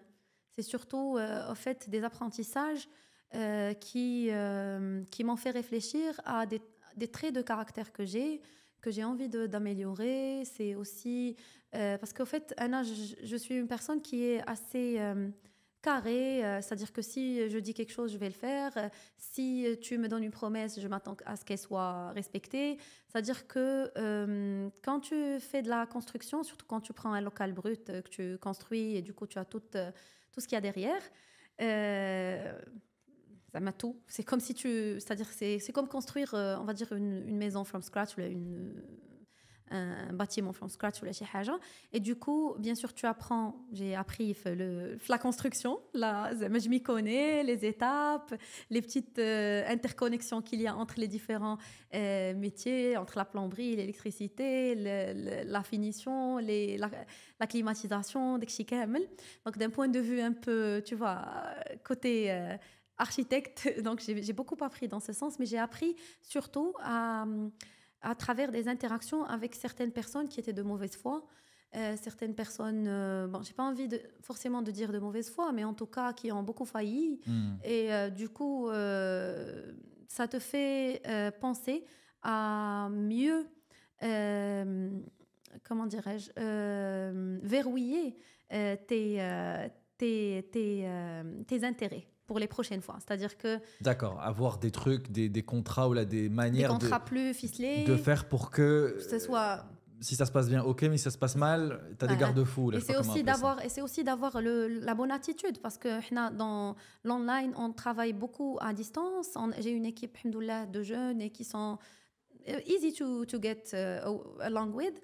Par contre, quand tu travailles parfois avec des personnes qui sont un peu plus traditionnelles, plus hada, tu as du mal. Il faut te dire, tu as du mal. Donc, c'est une expérience plus humaine pour moi qui m'a permis de vouloir vraiment me développer et de développer mon attitude pour être un petit peu plus stricte. C'est quelque chose qui me manquait parce que je suis une personne, les deux bases, trop sympathique, tu vois, j'ai du mal à dire non, etc. Mais, alhamdoulilah, je commence à travailler dessus et je pense que ça sera très très important pour moi pour pouvoir justement scaler tous mes business. Et ça va t'aider même dans les autres. Ça a commencé déjà à m'aider un peu de manière transverse. C'est hyper intéressant. Ouais. J'aime bien aussi demander en général, c'est quoi un petit peu ton conseil? Mais là, tu en as donné plein et vraiment des conseils qui étaient très actionnables pour des gens qui veulent se lancer. Mais c'est quoi grosso modo ton conseil que tu donnes à des jeunes qui veulent se lancer dans l'entrepreneuriat? Alors, un premier conseil. Ou pas jeune d'ailleurs. Ouais, tu peux te lancer. Tout âge. Tout âge, bien sûr. Il n'est jamais trop tard. Alors, c'est d'avoir de l'audace. Il faut être audacieux. Il faut avoir du courage. L'entrepreneuriat is not for the weak-hearted. C'est-à-dire que oui, on a tendance à partager les résultats, etc. Mais il faut savoir que derrière, c'est beaucoup de problèmes, c'est beaucoup de challenges au quotidien. Et du coup, il faut être courageux, il faut être persévérant, résilient. Et il ne faut pas attendre d'avoir une idée parfaite, bien ficelée pour se lancer. C'est-à-dire que tu peux te lancer aujourd'hui avec une idée que tu vas améliorer avec le temps. Et je pense que c'est un conseil général, just do it. Essaye un petit peu de t'entourer de personnes qui croient en toi, ou là, at least, essaye d'un petit peu mute les sons qui vont un peu... Ouais. Voilà, ce qui va un petit peu gêner ou entraver ton focus. Parce qu'au début, il faut être très, très focus et il faut croire en son idée, parce que si tu n'y crois pas, tu n'arriveras certainement pas à vendre à tes clients, ni à tes fournisseurs ton idée, ni peut-être à tes investisseurs. Du coup, il faut vraiment croire en son idée, il faut s'accrocher et il faut être prêt à apprendre sur le tas et avoir l'humilité d'apprendre. Et ça, c'est important, peu importe ton background, peu importe d'où tu viens. Il faut apprendre et rien n'est trop petit pour être appris. C'est pour ça que moi, j'ai fait de la livraison, j'ai fait de la production, j'ai fait de la gestion de commandes. Il faut être prêt à mettre la main. Il ne faut pas se dire ça, c'est pas pour moi. C'est-à-dire que moi, j'ai tant d'expérience. Là, pas du tout. Le business, ça ne marche pas comme ça. Il faut être terre à terre. You just have to do it. Et au final, il faut avoir un objectif et une vision très, très claire. Savoir pourquoi on fait les choses. Parce que c'est ce qui te fait tenir avec le temps. C'est pas d'avoir des résultats financiers ou quoi que ce soit. Dès que si tu t'y habitues avec le temps, mais c'est surtout d'avoir de vraies missions derrière chaque projet que tu as. Ouais. Et aussi ce que tu disais tout à l'heure, peut-être le faire en parallèle de ton travail, préparer. Oui, préparer, tu peux vraiment te lancer sans mettre en péril ton travail et avoir un cadre plus safe. C'est ça, exactement. Pourquoi tu fais les choses ? Tu viens de dire, il faut aussi savoir pourquoi tu fais les choses. Pourquoi tu fais les choses ? Alors, moi, je fais les choses pour l'impact. Et il y a des projets où je me retrouve plus que d'autres, il faut le dire. Il y a des choses que j'ai fait maintenant par passion, là, par curiosité. Mais je me retrouve aujourd'hui dans l'impact. C'est-à-dire que c'est l'une des raisons pour lesquelles j'ai lancé The Way Up, pour lesquelles on a lancé The Way Up. C'est vraiment d'avoir l'impact et de pouvoir le vivre avec les gens. C'est-à-dire qu'avant, j'avais des formations, ça fonctionnait très bien et tout. Mais derrière, je n'arrivais pas à suivre, à voir ce qui se passait par la suite. Maintenant, j'ai la possibilité d'être connectée avec les gens et de voir l'impact de ce qu'on fait en temps réel. Et du coup, c'est magnifique. Parce que, en fait, il y a, comme dit Denzel Washington, you learn, you earn, you return. C'est un petit peu ça. D'abord, I'm learning and earning. But at the same time, I love to return. Okay. Et c'est quelque chose qui donne beaucoup de sens à ce que je fais, parce que ça fait toute la différence dans le quotidien. Quand tu as vraiment du sens dans ce que tu fais, ça fait toute la différence. Ouais. Quelqu'un qui veut te contacter, où est-ce qu'il peut te contacter ? Alors, mes réseaux, c'est Widnessima. Mail, contact@widnessima@gmail.com. Okay. C'est très, très simple. C'est facile de trouver. C'est très, très facile de trouver. Ça marche. Ouais. Magnifique. Ouais. Nessima, merci beaucoup. Merci. J'aimerais juste prendre un petit moment pour, en fait, remercier déjà mon mari pour tout ce qu'il fait, pour le business. Parce que c'est vrai que je suis un petit peu la façade, mais c'est lui toute la structure, le backbone. Il travaille d'arrache-pied chaque jour pour que tout soit en ordre. Du coup, j'aimerais le remercier, lui faire une petite dédicace et remercier aussi mes parents et mes frères et sœurs pour leurs encouragements, leur soutien. J'aimerais faire un petit coucou à mon petit qui donne bien sûr tout sens à ce qu'on fait au quotidien, qui a ramené une autre... c'est-à-dire une dimension complètement différente et qui a donné du sens à un point inimaginable à tout le reste. C'est-à-dire que, alhamdoulilah, avec lui, on sent que la vision est très très claire et qu'on est beaucoup plus boosté pour avancer, Inch'Allah. Et remercier mon équipe aussi. Et merci à toi aussi pour ce magnifique podcast. Merci beaucoup, merci à toi. Moi, j'ai appris beaucoup de choses. Donc, je pense que les gens vont apprendre beaucoup de choses. On a eu un cours sur le e-commerce, sur le business en ligne, sur la personal brand, comment lancer un business, etc. certaines choses aussi auxquelles il faut faire attention, ne pas se dire que tout est facile, ne pas se lancer sans faire attention, etc. Mais en tout cas, on a un exemple de quelqu'un qui a travaillé, qui a réussi. Peut-être que ça ne marche pas pour tout le monde forcément. Voilà quelques conseils pour ceux qui veulent, qui veulent se lancer. Donc, merci beaucoup Nassima. Je t'en prie. Et tu reviens quand tu veux. Tu veux bien faire un petit coucou à la communauté sur The Way Up.